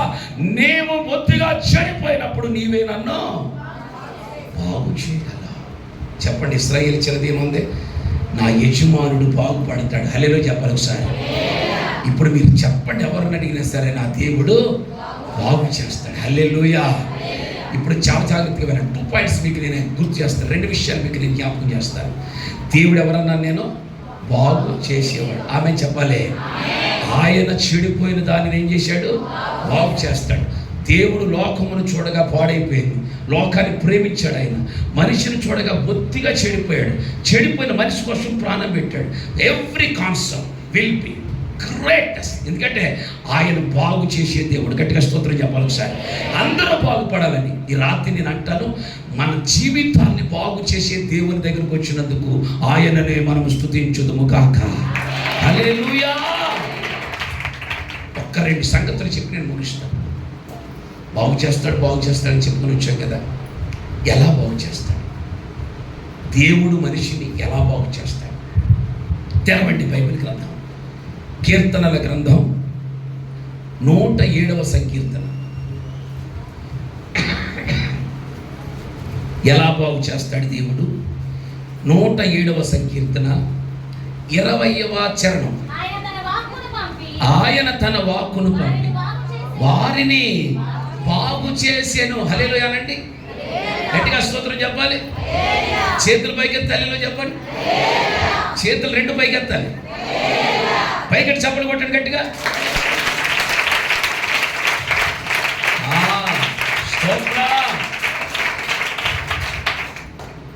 కొట్లను లేవ చేస్తున్నాను. నేను చెప్పనా కొట్టలేరు గురించి? ఏంటంటే నలుగురు ఎలా కొడుతున్నారు కదా, మనకెందుకు చాలా మంది ఊరుకున్నారు. వాళ్ళని దేవుడు డబల్గా దీవించును కాక. అందరూ ఏం చేశారు? వాళ్ళు అది చేయాలి. ఇప్పుడు చెప్పండి, ఆయన ఎలా బాగు చేస్తాడు అంటే తన వాక్కును పంపి వారిని బాగు చేస్తాడు. జాగ్రత్తగా విన్నారా? ఇప్పుడు చెప్తాను ఒక విషయం. దేవుని వాక్కు శక్తి కలిగిందా కాదా? బలం కలిగిందా కాదా? మీకు ఒక క్లారిటీగా ఒక విషయం చెప్తాను. దేవుడు బాగు చేయడానికి తన వాక్కును బాగు చేస్తాడు. వాక్కును పంపి బాగు చేస్తాడు. నా వైపు చూడండి, పెద్దలు చిన్నలు అందరని. మీ ఊళ్ళో డ్రైనేజీలు ఉన్నాయి కదా, అలాగే లేవా? ఉన్నాయి కదా. మీ ఇంటి ఎదురుకున్న డ్రైనేజ్ పాడైపోయింది అనుకుందాం. కాసేపు పాడైపోతే ఎవరికి చెప్తారు మనం? పంచాయతీ వాళ్ళతో చెప్తాం. పంచాయతీ వాళ్ళు బాగు చేయలేదు. మున్సిపాలిటీ వాళ్ళతో చెప్పారు. మున్సిపాలిటీ వాళ్ళు బాగు చేయలేదు. ఇప్పుడు ఎవరితో చెప్తారు? ప్రెసిడెంట్ గారితో చెప్తారు. ప్రెసిడెంట్ గారు కూడా బాగు చేయలేదు. ఇంకెవరితో చెప్తారు? ఎమ్మెల్యే గారితో చెప్తారు. ఎమ్మెల్యే గారు కూడా బాగు చేయలేదు. ఇంకెవరితో చెప్తారు? ఎంపీ గారితో చెప్తారు. పోన్లే ఎంపీ గారు కూడా బాగు చేయలేదు. ఎవరితో చెప్తారు? మంత్రి గారితో చెప్తారు. పోన్లే మంత్రి గారు కూడా బాగు చేయలేదు. చెప్పండి, ఇప్పుడు ముఖ్యమంత్రి గారితో చెప్పారనుకుందాం. వింటున్నారా నా భాష? మీ ఇంటి ఎదురుగుండా డ్రైనేజ్ ఎవరో బాగు చేయట్లేదని, ప్రజలు పాడైపోతున్నారు, కంపు కొడుతుందని ఇప్పుడు ముఖ్యమంత్రి గారి దాకా రిపోర్ట్ వెళ్ళిపోయిందర్రా. ముఖ్యమంత్రి గారితో చెప్పేశారు మీరు. ఇప్పుడు మేమందరం మాట అంటాను. ముఖ్యమంత్రి గారి దగ్గరికి వెళ్ళిన తర్వాత ఆయన పార పట్టుకుని, కొనుపు పట్టుకుని వచ్చి డ్రైనేజీ తవ్వి శుభ్రం చేస్తాడా? ఫోన్ చేస్తాడా? మీరు క్లారిటీ చెప్పాలి నాకు. ఇప్పుడు అక్కడ నుంచి ఏం పంపించాడు? ఒక వాక్కును పంపించాడు. ఇప్పుడు ఆ ఫోన్ చేస్తే ఇప్పుడు కింద ఉన్న వాళ్ళు బాగు చేస్తారా లేదా? చచ్చినట్టు బాగు చేస్తారు. ఎందుకంటే ఫోన్ చేసింది ఎవరు? సీఎం గారు. కాబట్టి కింద ఉన్నవాడు దానిని ఎక్కడో మాట చెప్పనా, ఎక్కడో ఉన్నటువంటి ముఖ్యమంత్రి గారి ఒక ఫోన్ కాల్ ద్వారా పాడైపోయిన డ్రైనేజీని బాగు చేస్తుంటుంటే పరలోకంలో ఉన్న దేవుడు తన వాక్కును పంపి చెడిపోయిన మనిషిని బాగు చేయడానికి సమర్థుడైన దేవుడు. గట్టిగా స్తోత్రం. చెడిపోయిన మనిషిని ఆయన ఎలా బాగు చేస్తాడు తెలుసా? ఆయన వాక్కు ద్వారా బాగు చేస్తాడు. ఆమె చెప్పాలి ఒకసారి. ఆమె మీకు కొన్ని విషయాలు చెప్తాను, మీకు కథలా చెప్తాను, చాలా జాగ్రత్తగా వినండి. ఒకసారి ఒక ఆయనకి ఒక కుర్రోడు దొరికాడు. ఆ కుర్రోడిని పిల్లలు లేరు. వీళ్ళకి పిల్లలు లేకపోతే వీళ్ళు అనుకున్నారు, సరే పిల్లలు ఎలాగే లేరు కదా, కుర్రోడిని పెంచుకుందామని ఇంటికి తీసుకెళ్ళాడు. ఈయన ఆ వైపు చూస్తున్నారా? తీసుకెళ్ళిన తర్వాత ఆ కుర్రోడిని తీరా చూసి వాళ్ళ భార్య అందే, ఏమండి మనవాడిని పెంచుకుందామండి, మనకు పిల్లలేరు కదా అని చక్కగా పెంచుకుంటున్నారు. పెంచుకుంటుంటే తెలిసింది వీడు బానిసని. బానిసని పట్టుకొచ్చి ఇంట్లో కొడుకులా పెంచుకోకూడదు, అది ఆ ఊరు వాళ్ళకి తెలిస్తే వెలివేసేస్తారు. అప్పుడు వీళ్ళు అన్నారు, ఏమా వీడు బానిసే అంటే అప్పుడు అందే, ఏమండి ఈ సంగతి బయటికి తెలిస్తే మనల్ని ఇబ్బంది పెడతారు కదా, కన్న కొడుకు కంటే ఎక్కువ పెంచుకుంటున్నాం మనం అంటే. అప్పుడు అందరితో చెప్పాడు, అబ్బాయ్ ఇతను నా దాసుడు, నా ఇంట్లో దాసుడు, నాకు దాసుడిగా ఉంటాడు అని చెప్పుకొచ్చాడు. అందరూ దాసుడిగానే చూస్తున్నారు ఆ కుర్రోడిని. ఎదిగాడు, పెద్దోడయ్యాడు, మొత్తం ఆ ఇంట్లో అన్ని విషయాలు కూడా అతనికి బాగా తెలుసు. కన్న కొడుకు కంటే ఎక్కువగా చూసుకుంటున్నారు. ఆ ఊరు అతని పేరు శతాధిపతి. ఒకసారి ఏమైందో తెలుసా, ఈ కొడుక్కి పక్షవాతం వచ్చింది. పక్షవాతం వచ్చి మంచాన పడ్డాడు. వేర్లు వాడాడు, అలోపతి వాడాడు, హోమియోపతి వాడాడు, చాలా మందులు వాడాడు, అసలు గుణపడలా. అప్పుడు అతడు చనిపోయే పరిస్థితిలో ఉండి కన్న కొడుకులా కంటే ఎక్కువగా ప్రేమించుకున్నటువంటి ఈ దాసుడు చచ్చిపో సిద్ధంగా ఉంటే అనుకుంటున్నారు, ఏమండి ఏ కన్నబిడ్డో మన దగ్గరకు వచ్చి పెరిగాడు దాసుడులాగా, ఏమండి పెరిగినోడు మన దగ్గర కూడా చనిపోతాడని భార్య బెంగెట్టుకుంటుంది. అసలు అన్నమే సరిగ్గా తినకుండా ఈ శతాధిపతి చూస్తుంటే ఒక రోజున ఒక అద్భుతమైన శుభవార్త అతనికి వినిపించింది. ఏంటా శుభవార్త అంటే, కపెర్నహూములోనికి ఒక యేసయ్య వస్తున్నాడు. ఆ యేసయ్య పక్షవాయు కలిగిన వారిని పరిపెత్తుకుని వెళ్ళిపోమంటున్నాడు. స్తోత్రం చెప్పాలి హుషారి. ఆయన గురించి వార్త వస్తే ఇప్పుడు మనోడు బయలుదేరి శతాధిపతి నేరుగా కపెర్నహూముకు వచ్చాడు. యేసు ప్రభు ఏదో పనిలో ఉన్నాడు, వెళ్ళిన తర్వాత ఈ శతాధిపతి నిలబడుతుంటుంటే, అయ్యా నేను శతాధిపతిని అన్నాడు. వెరీ గుడ్ నాయన, ఏంటి సంగతి అన్నాడు.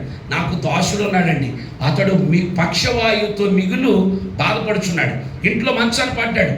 అరే ఆశ్చర్యపోయాడు దేవుడు, ఏమయ్యా నువ్వు శతాధిపతి అంటున్నావు, ఒక దాసుడి కోసం నువ్వు ఎలా రాగలిగావు అని ఆశ్చర్యపోతుంటుంటే, అయ్యా మీతో నేను చెప్తున్నాను, అతడు నా కన్న కొడుకు కంటే ఎక్కువ, ఎందుకంటే మేము అలా పెంచుకున్నాం అతన్ని, అతడు సావసిద్ధంగా ఉన్నాడు అంటుంటే అప్పుడు అన్నాడు, ఓహో అవునా, కన్న ప్రేమ కంటే పెంచిన ప్రేమ చాలా గొప్పది కదా, నడవండి నేను వస్తున్నానని యేసు ఉన్న స్థలం నుంచి పైకి లేచి వేలదమ్మ లేస్తుంటుంటే అప్పుడు ఈ శతాధిపతి అన్న మాటను తెలుసా, అయ్యా నా ఇంటికి వచ్చుటకు నేను పాత్రుడను కాను. స్తోత్రం చెప్పాలి ఒకసారి. నా ఇంటికి వచ్చినప్పుడు నేను పాత్రుడను, అదేంటయ్యా మరి నేను రాకపోతే ఎలాగయ్యా, అతడు బాగుపడాలి కదా అంటుంటే ఆ శతాధిపతి అన్నమాట తెలుసా, మాట మాత్రము సెలవివ్వడయ్యా, నా దాసుడు బాగుపడతాడు. గట్టిగా చెప్పడం ఒకసారి, మాట మాత్రము సెలవివ్వయ్యా, నా దాసుడు బాగుపడతాడు. వండర్ఫుల్ ఫెయిత్నెస్ అండి. ఆ విశ్వాసం చూసిన తర్వాత ఇశ్రాయేలు ఇంతటి విశ్వాసం నేను చూడలేదయ్యా, వెళ్ళు నీ దాసుడు బాగుపడతాడని దేవుడు వచ్చాడా, వాక్కు పంపించాడా? వాక్కు పంపించేసరికి ఆ గడియలోనే ఏమయ్యాడు, అతడు బాగుపడ్డాడు. చప్పటి కూడా సంతోషించరే.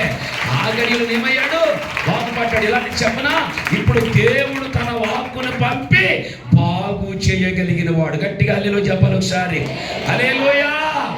ఏది మారినా నీ మాట మారదయ్యా, ఏది ఆగినా నీ మాట జరుగునయ్యా, ఏది మారినా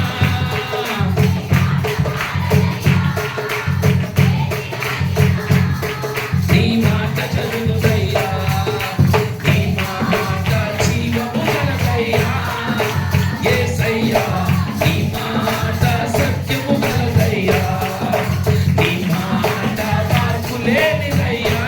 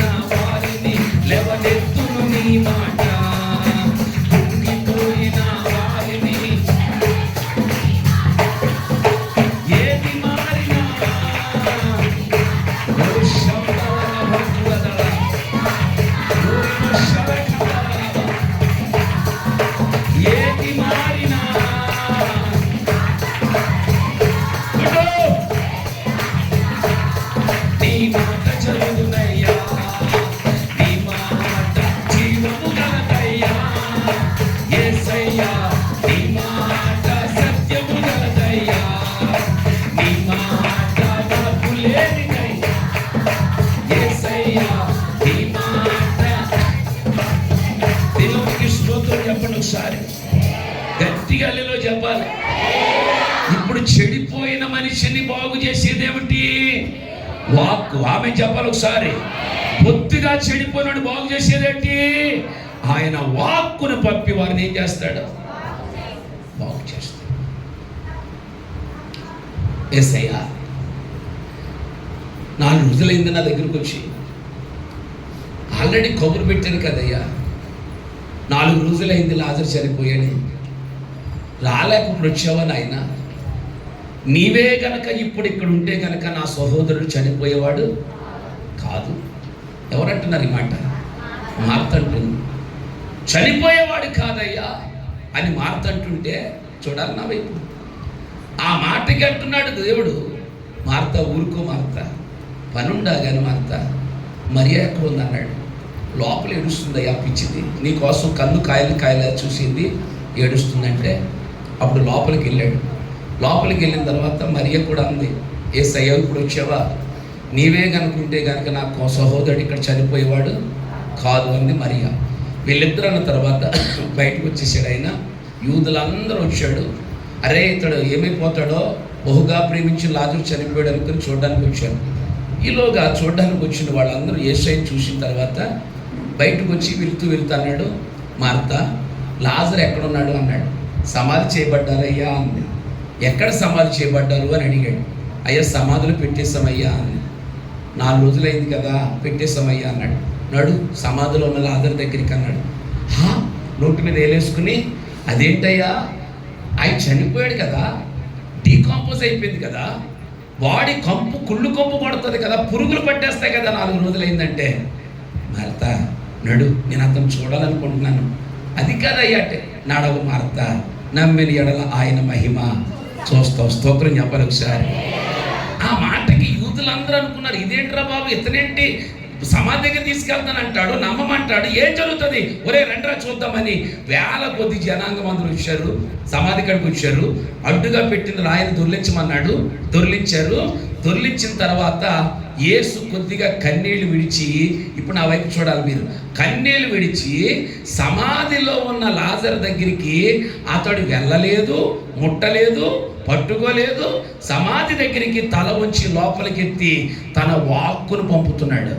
ఎలా పంపుతున్నాడు తెలుసా? లాజరు బయటికి రమ్మని వాక్కును పంపించేసరికి ఎక్కడికి వెళ్ళిపోయిందో తెలియదు కానీ చనిపోయినటువంటి ఆత్మ తిరిగి బయటకు వచ్చేసిందండి. అంత శక్తి కలిగిన వాక్యం అయితే గట్టిగా స్తోత్రం చెప్పాలి ఒకసారి. ఆమె చెప్పండి గట్టిగా. చనిపోయిన వాడు కూడా బ్రతికించేది దేవుని మాట. అల్లేలో చెప్పాలి ఒకసారి. అప్పటికి కొంతమందిని బతికించలేదా? విధవరాలు కుమారుని చేయి పట్టుకు బతికించలేదా? తబిత లెగిసని చనిపోయిన యాయిరు కుమార్తెను బ్రతికించలేదా? మరి ఇప్పుడేం చేశాడు? చెయ్యి పట్టలేదు. చెప్పాలే, తన వాక్కు పంపితే బ్రతుకుతావు. ఆమె చెప్పాలి ఒకసారి. చెప్పండి వినండి, ఆయన వాక్కు బ్రతికించేది. ఆమె నీ పాదుల్లో నీకు నెమ్మది కలిగించేది. అల్లెలో చెప్పాలి ఒకసారి. నీ పాదములకు దీపము, నీ త్రోవకు వెలుగు. ఈ రాత్రి వేళ అంటాను, ఈ 2025వ సంవత్సరములో దేవుని వాక్కు నిన్ను బాగు చేయనుగాక. ఓ దేవుని వాక్కు నిన్ను బాగు చేయనుగాక. ఆయన తన వాక్కుని పంపేం చేస్తాడు? బాగు చేస్తాడు. సర్కిల్ ఉంది అక్కడ. ఆ సర్కిల్లోనికి యేసయ్య కూర్చున్నాడు. ఈ లోపల వ్యభిచార మందు పట్టబడిన స్త్రీని పట్టుకొచ్చాడు కదా. పట్టుకొచ్చి సర్కిల్ బయట నిలబడి, సర్కిల్ లోపలేమో వ్యభిచార మందు పట్టబడిన స్త్రీని నిలబెట్టారు. అప్పుడు వీళ్ళందరూ అడుగుతున్న మాట ఏంటి తెలుసా? యేసుక్రీస్తు ప్రభువా, వ్యభిచార మందు పట్టబడిన స్త్రీని మోషే ధర్మశాస్త్ర ప్రకారం ఏం చేయాలి? రాళ్ళ చేత కొట్టాలి. ఇప్పుడు చెప్పు, ఈమె వ్యభిచార మందు పట్టబడింది కనుక రాళ్ళ చేత కొట్టమా వద్దా అంటే యేసు ప్రభు అన్నాడు, ఏవేవో రాస్తున్నాడు. మీలో ఎవడు పాపం చేయలేదో వాడు వచ్చి మొదటి రాయి ఆమె మీద వేయండి అన్నాడు. పిల్లవాడు మొదలు కొన్ని ముసలవాడు వరకు రాయి వేయకుండా వెళ్ళిపోయాడు. ఇప్పుడు సరిగ్గా ఎంతమంది ఉన్నారు? వ్యభిచార మందు పట్టబడిన స్త్రీ, యేసుక్రీస్తు, వీళ్ళిద్దరే ఉన్నారు. అప్పుడు వ్యభిచార మందు పట్టబడిన స్త్రీ అనుకుంటుంది, సరే వాళ్ళందరూ రాయలేదు కాబట్టి ఈయన నన్ను కొడతాడేమో తిడతాడేమో అనుకుంది. అప్పుడు అడిగాడు యేసయ్య, అమ్మ ఎవరు నీ మీద రాయి వేయలేదా? వేయలేదయ్యా. అయితే నేను కూడా నీ మీద రాయి వేయను. ఒక్క రాయి కూడా వేయను, వెళ్ళిపోమని ఒక మాట అన్నాడండి.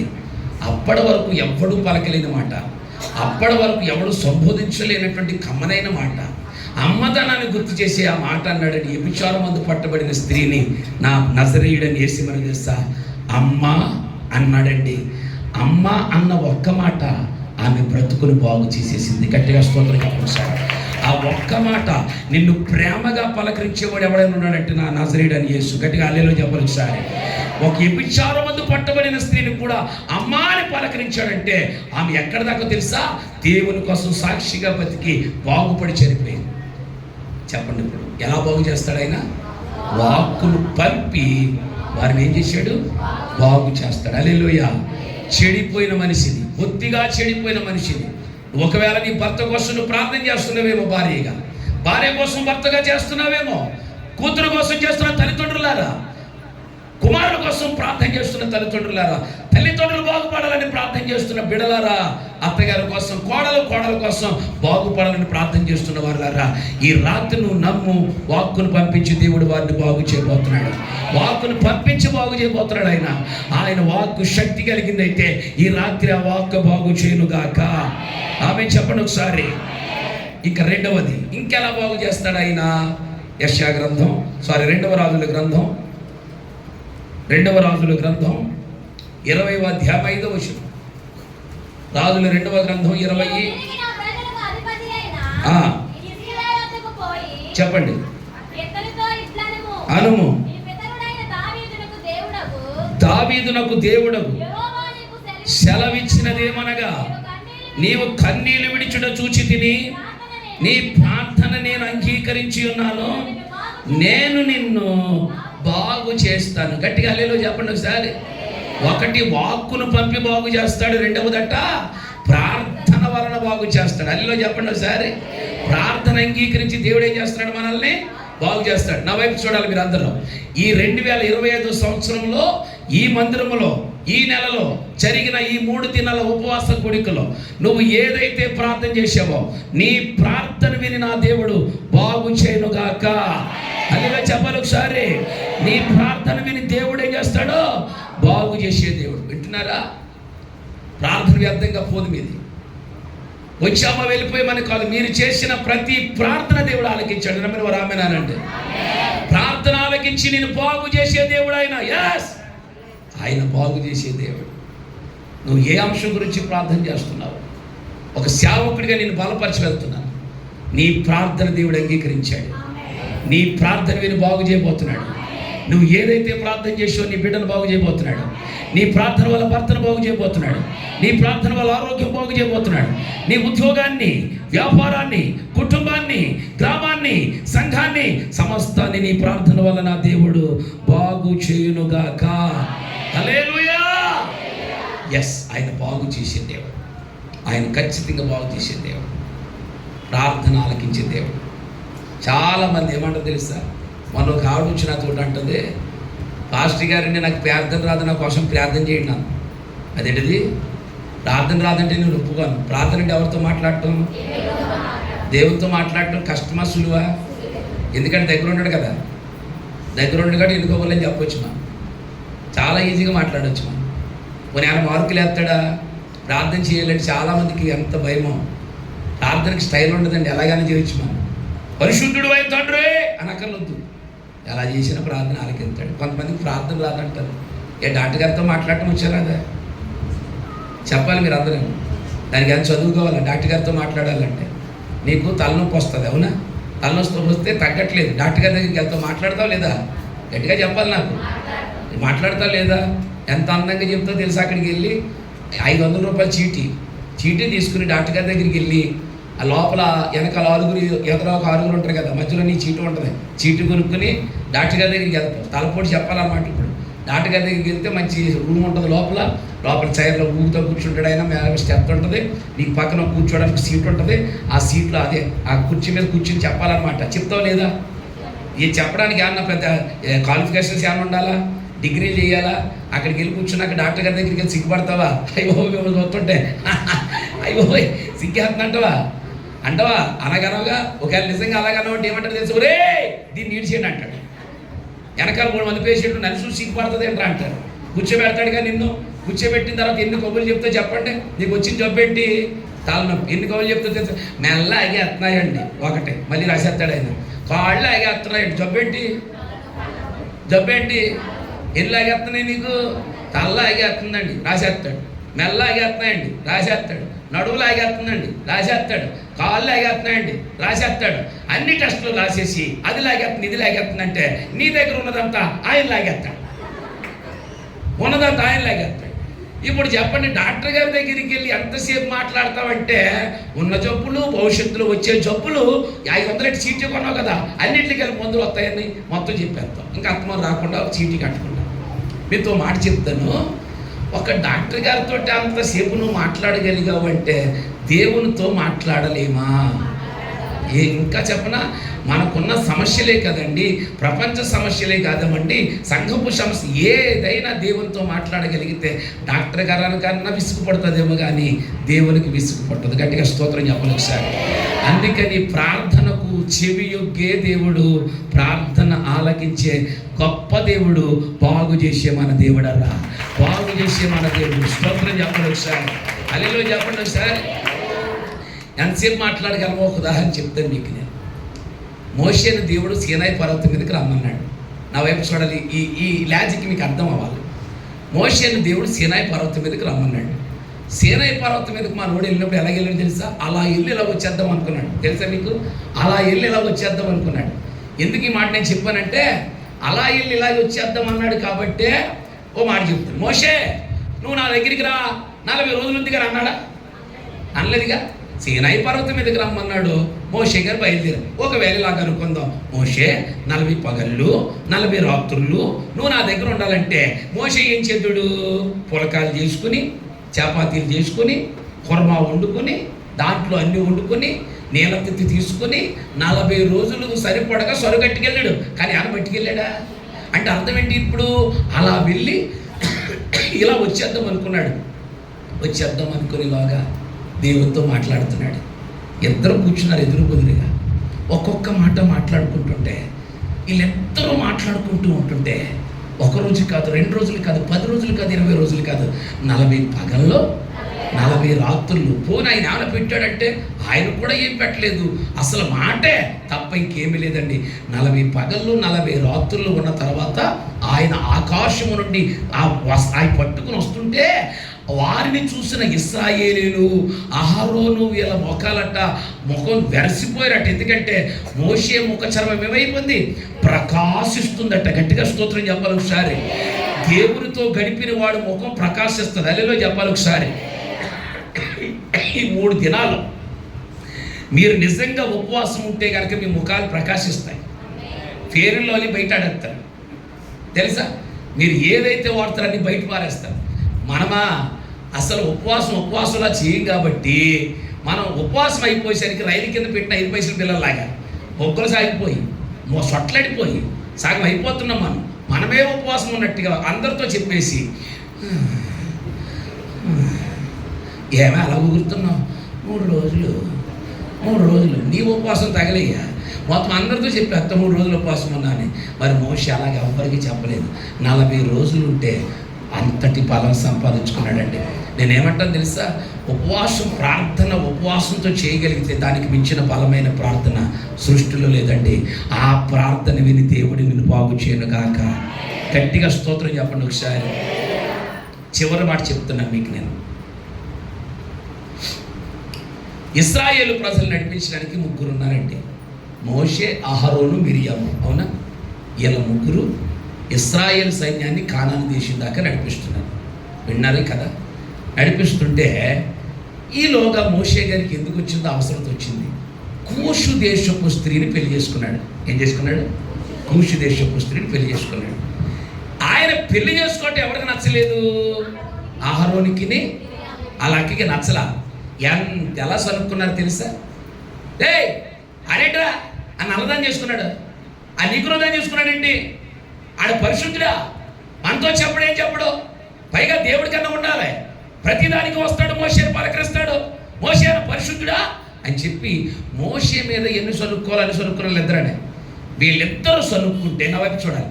వీళ్ళిద్దరూ సనుక్కుని సనుగులను ఎక్కడికి వెళ్ళాయి? సనుగులు రికార్డ్ అయ్యే స్థలం ఉంటుంటుంది ఎక్కడ తెలుసా? ఎవరి మీద సొను? ఆయన మీద సనుక్కుంటే కాదు, సేవకుడి మీద సనుక్కుంటే అక్కడ రికార్డ్ అవుతాయి. సరే, రికార్డ్ అయిన తర్వాత దేవుడు అనుకున్నాడు, వీళ్ళు మోషే మీద సనుక్కోవటం కాకుండా నన్ను కూడా ఇన్వాల్వ్ చేస్తున్నారు, వీళ్ళ సంగతి ఏంటో చూద్దామని పరలోకంలోంచి వచ్చాడు. వచ్చి ముగ్గురికి కబురు పెట్టాడు. అబ్బాయ్, మీరు ముగ్గురు ప్రత్యక్ష గుడారం దగ్గరికి రండి అన్నాడు. వీళ్ళు ముగ్గురు వచ్చారు. ఎందుకు రమ్మన్నాడు తెలీదు. వచ్చి నిలబడ్డారు.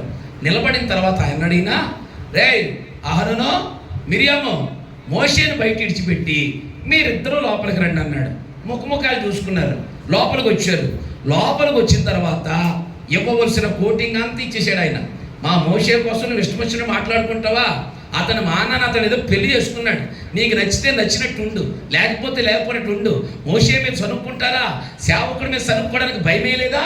ఏ అహరోను, నీకు బుర్రెత్వే? ఏ మిరియాము బుర్రెత్వే? బుద్ధి లేదా అంటూ లెఫ్ట్ రైట్ వాళ్ళకి ఇచ్చన్నాడు. మోషే ఎవరనుకుంటున్నావు? నా ఇల్లంతట్లోనూ నమ్మకమైనడు. గట్టిగా స్తోత్రం చెప్పాలి ఒకసారి. ఇక్కడ మీకు మాటని చెప్తాను వినండి. ఇక్కడ అందరూ గుర్తుపెట్టుకోవాల్సిన విషయం, మనుష్యుడు బలహీనతలు చూస్తాడు, దేవుడు నమ్మకత్వం చూస్తాడు. చప్పలు కొట్టాలి మీరు. మనుష్యుడు బలహీనత చూస్తాడు, దేవుడు నమ్మకత్వం చూస్తాడు. ఆమె చెప్పాలి ఒకసారి. బలహీనత చూసినంతసేపు కిందే ఉంటావు, నమ్మకత్వం చూసినట్టు పైకి వస్తావు. ఆమె చెప్పాలి ఒకసారి. నువ్వెప్పుడు బలహీనతలో చూడబాక బలవంతుడైన దేవుని చూడు. సరే అన్నాడు. అన్న తర్వాత మొత్తం లెఫ్ట్ రైట్ ఇచ్చాడు కదా, ఇంకా మొహం వాసిపోయిందండి. వాసిపోయిన తర్వాత అప్పుడు దేవుడు అనుకున్నాడు, అయ్యి బాబోయ్ ఇంకొంచెం సేపు కోటింగ్ ఇచ్చామా ఈయన చచ్చిపోతారనుకుని ఆయన కోపించి ఆ స్థలమును విడిచిపెట్టి వెళ్ళిపోయాడు. యెహోవా వెళ్ళిపోయాడు. అప్పుడు వీళ్ళు పొరపాడైపోయింది కదా. మొత్తం కోటింగ్ ఇచ్చిన తర్వాత తలకాయ కింద పెట్టుకుని వీళ్ళిద్దరు గోలెడుతున్నారు. అనవసరంగా సరిగేమే బాబు, ఆయన మీద అనవసరంగా చదివాము, ఈయన వచ్చేస్తానని తెలుసుంటే సనకపోదాం కదని వీళ్ళిద్దరూ మాట్లాడుకుంటూ అహరోను వాళ్ళ అక్కమొక్కము చూశాడు. వాళ్ళ అక్కమొక్కమని చూస్తుంటే నిజమేరా అనవసరంగా సరిగి చేత తిట్లు తిన్నావురా అని అనుకునే లోగా అక్క అని అరిచాడు. ఎలా అలాగ అరుతున్నావు అంటే, మొక్కబెట్టక్క అలాగైపోయిందంటే యా పేరులో బాగా రాశారు కదా, నొప్పానికి వెళ్ళిందనా చీమని ఎత్తులు వచ్చేస్తుంది చూడమంటుంటే అప్పుడు ఇలాగందండి. ఇంత మాసు చేతిలోకి వచ్చిన తర్వాత తమ్ముడు అక్క వీళ్ళిద్దరూ ఏడుతుంటే బయట ఉన్నోడు పరిగెత్తుకొచ్చాడు లోపలికి. ఎవరో మోషే కానీ తెలుసా? చెప్పండి, మోషే కానీ తెలుసా? అస్సలు ఏం తెలియదు పాపం. అసలు ఎందుకు పిలిచాడో, ఎందుకు కోటింగ్ ఇచ్చాడో తెలియదు. ఆయన మా నాన్న ఆయన ఉన్నాడు. వీళ్ళిద్దరూ సనుక్కుంటే కుష్ఠు రోగం వచ్చేసింది. ఇద్దరు ఏడుస్తుంటే లోపలికి వచ్చేసి, ఎరా ఎందుకు ఏడుస్తున్నావు అహరోను అంటుంటే, అన్నయ్య సారీ అన్నయ్య, అనవసరంగా నేను సనుక్కున్నామని. పోనీ ఏం జరిగిందిరా అంటే, నిన్ను తిట్టినందుకు అన్నయ్య, దేవుడు మమ్మల్ని తిట్టాడు అన్నయ్య, అక్క మొఖం చూడు అన్నయ్య అంటే అక్కేమైపోతుంది, కుష్ఠు వ్యాధి కలిగిందే, తెల్లని కుష్ఠు వచ్చి చర్మం అలా ఊడిపోతుంటుంటే అప్పుడు దేవుడు అతలా చేసిన దానికి ఇప్పుడు మోషే ఏమనాలే? కుష్ఠు వ్యాధి వచ్చేసిందిగా. నేను ఇక్కడ ప్రశ్న, అదే స్థానంలో ఉంటే నువ్వేమంటావు? ఇప్పుడు నిన్ను మీ ఇంటి పాప కూడా ఎవడో తిట్టాడు, తిట్టి బండి వేసుకుని బజార్లోకి వెళ్ళాడు, లారీ కింద పడ్డాడుకుంటే నువ్వేమంటావు? చెప్పాలి, నువ్వేమంటావు? ఎవడో వచ్చి కబురు చెప్పాడు, ఏమంటారు తెలుసా? ఇదిగో మాణిక్యం ఇప్పుడే నేను తిట్టేసి వెళ్ళాడు కదా, లారీ కింద పడ్డాడంటే అదే మనం అంటాం. అదే నేనంటే అది అంటాం. అవునా? నేను పరిశుద్ధుడిని కాబట్టి అలా సచ్చాడు అంటాం. మరి మోషే అలాగన్నాడా? చెప్పాలి. మోషే అలా ఏమని చెప్పి ప్రార్థన చేశాడు చూడండి. సంఖ్యాకాండం 12:13, సంఖ్యాకాండం 12:13, 12:13 వచ్చును. మోషే ఎలుగెత్తి, దేవా దయచేసి ఈమెను బాగు చేయమని. మళ్ళా చెప్తున్నాను, దయచేసి యెహోవా ఈమెను ఏం చేయాలి? ఎలా ప్రార్థన చేశాడట? ఎలుగెత్తి ప్రార్థన చేసిన. గట్టిగా స్తోత్రం చెప్పాలి ఒకసారి. ఇప్పుడు ఎలుగెత్తి ప్రార్థన చేసిన వాని ప్రార్థన ఆలకించిన దేవుడు మిరియాము కుష్ఠరోగమును బాగు చేశాడు. చప్పటి కూడా సంతోషించరే. మిరియాము కుష్ఠరోగాన్ని బాగు చేశాడు. ఆమె చెప్పడం ఒకసారి. అయిపోయింది నా ప్రసంగం కూడా. కుష్ఠు వ్యాధితో మొదలెట్టాను. ఆ 2వ అధ్యాయంలో కూడా కుష్ఠరోగంతో మొదలైంది. గెహాజీ కుష్ఠరోగంతో ముగించింది. నా ప్రసంగం కూడా కుష్ఠు వ్యాధితో మొదలైంది. రేపు పొద్దున వచ్చిన తర్వాత ఏ ప్రసంగం చేశాను అన్నాను అనుకోండి, కుష్టి ప్రసంగం చేశారని కనుక అలాగనకండి, బాగు చేసే ప్రసంగం చేశారు, గట్టిగా స్తోత్రం చెప్పాలి వచ్చారు. మళ్ళీ మీరు తెలియక మీరు మళ్ళీ అది పేరెట్టేశారనుకో, కుష్ఠమూర్తి గారు అంటారు మళ్ళీ నన్ను. అలా కాకుండా దేవుడు ఈ రాత్రి బాగు చేసిన దేవుడు. ఆమె చెప్పాలి ఒకసారి.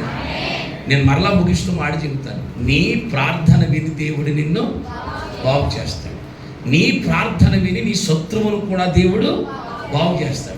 నీ ప్రార్థన వినిన దేవుడు, అంగీకరించిన దేవుడు బాగు చేస్తాడు. అందుకు అందర్రా ఈ చిన్నది, ఆ చిన్నది చెప్పిన మాట, నా యజమానుని దేవుడు బాగు చేస్తాడు. హల్లెలూయా చెప్పాలి ఒకసారి.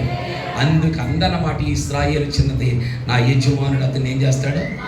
బాగు చేస్తాడు. ముగిస్తూ ఈ రాత్రి వేళ దేవుని వాక్కు నిన్ను బాగు చేస్తుంది, నీ ప్రార్థన నిన్ను బాగు చేస్తుంది. అట్టి ధన్యత పరిశుద్ధాత్మ దేవుడు మీకు మీ సంఘానికి ఇచ్చి ఈ ఉపవాస కూడికల్లో దేనికోసం మీరు ప్రార్థన చేశారో దానిని దేవుడు బాగు చేయును గాక. ఆమె చెప్పాలి ఒకసారి. ధైర్యంగా వెళ్ళండి, నా దేవుడు బాగు చేస్తాడు. యోధారాజు చెప్పిన మాట, నీవే నన్ను బాగు చేస్తావు. ఇశ్రాయేలు చిన్నది చెప్పిన మాట, ఆయనే బాగు చేస్తాడు. నేను మాట్లాడుతున్నాను. వాక్కును పంపి బాగు చేస్తాడు, ప్రార్థన అంగీకరించి బాగు చేస్తాడు. అట్టి బాగు మీకు మీ సంఘానికి కుటుంబాలకు దేవుడిచ్చి మీ ప్రార్థన అంగీకరించి బలపరిచి బాగు చేయను గాక. లేచి నిలబడండి, అందరూ లేచి నిలబడండి. ఆయన బాగు చేసే దేవుడు. ఆయన వాక్కును పంపించి బాగు చేసే దేవుడు.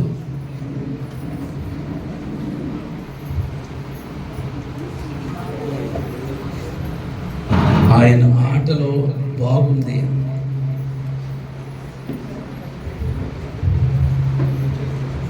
ఆయన మాట ద్వారా మనల్ని బాగు చేసే దేవుడు, ప్రార్థన ద్వారా బాగు చేసే దేవుడు. ఆయన బాగు చేశాడంటే మహారాజాలు మధురంగా మారిపోతాయి. వారి ప్రయాణంలో మధురమైనటువంటి జలాలు తాగారు వాళ్ళు.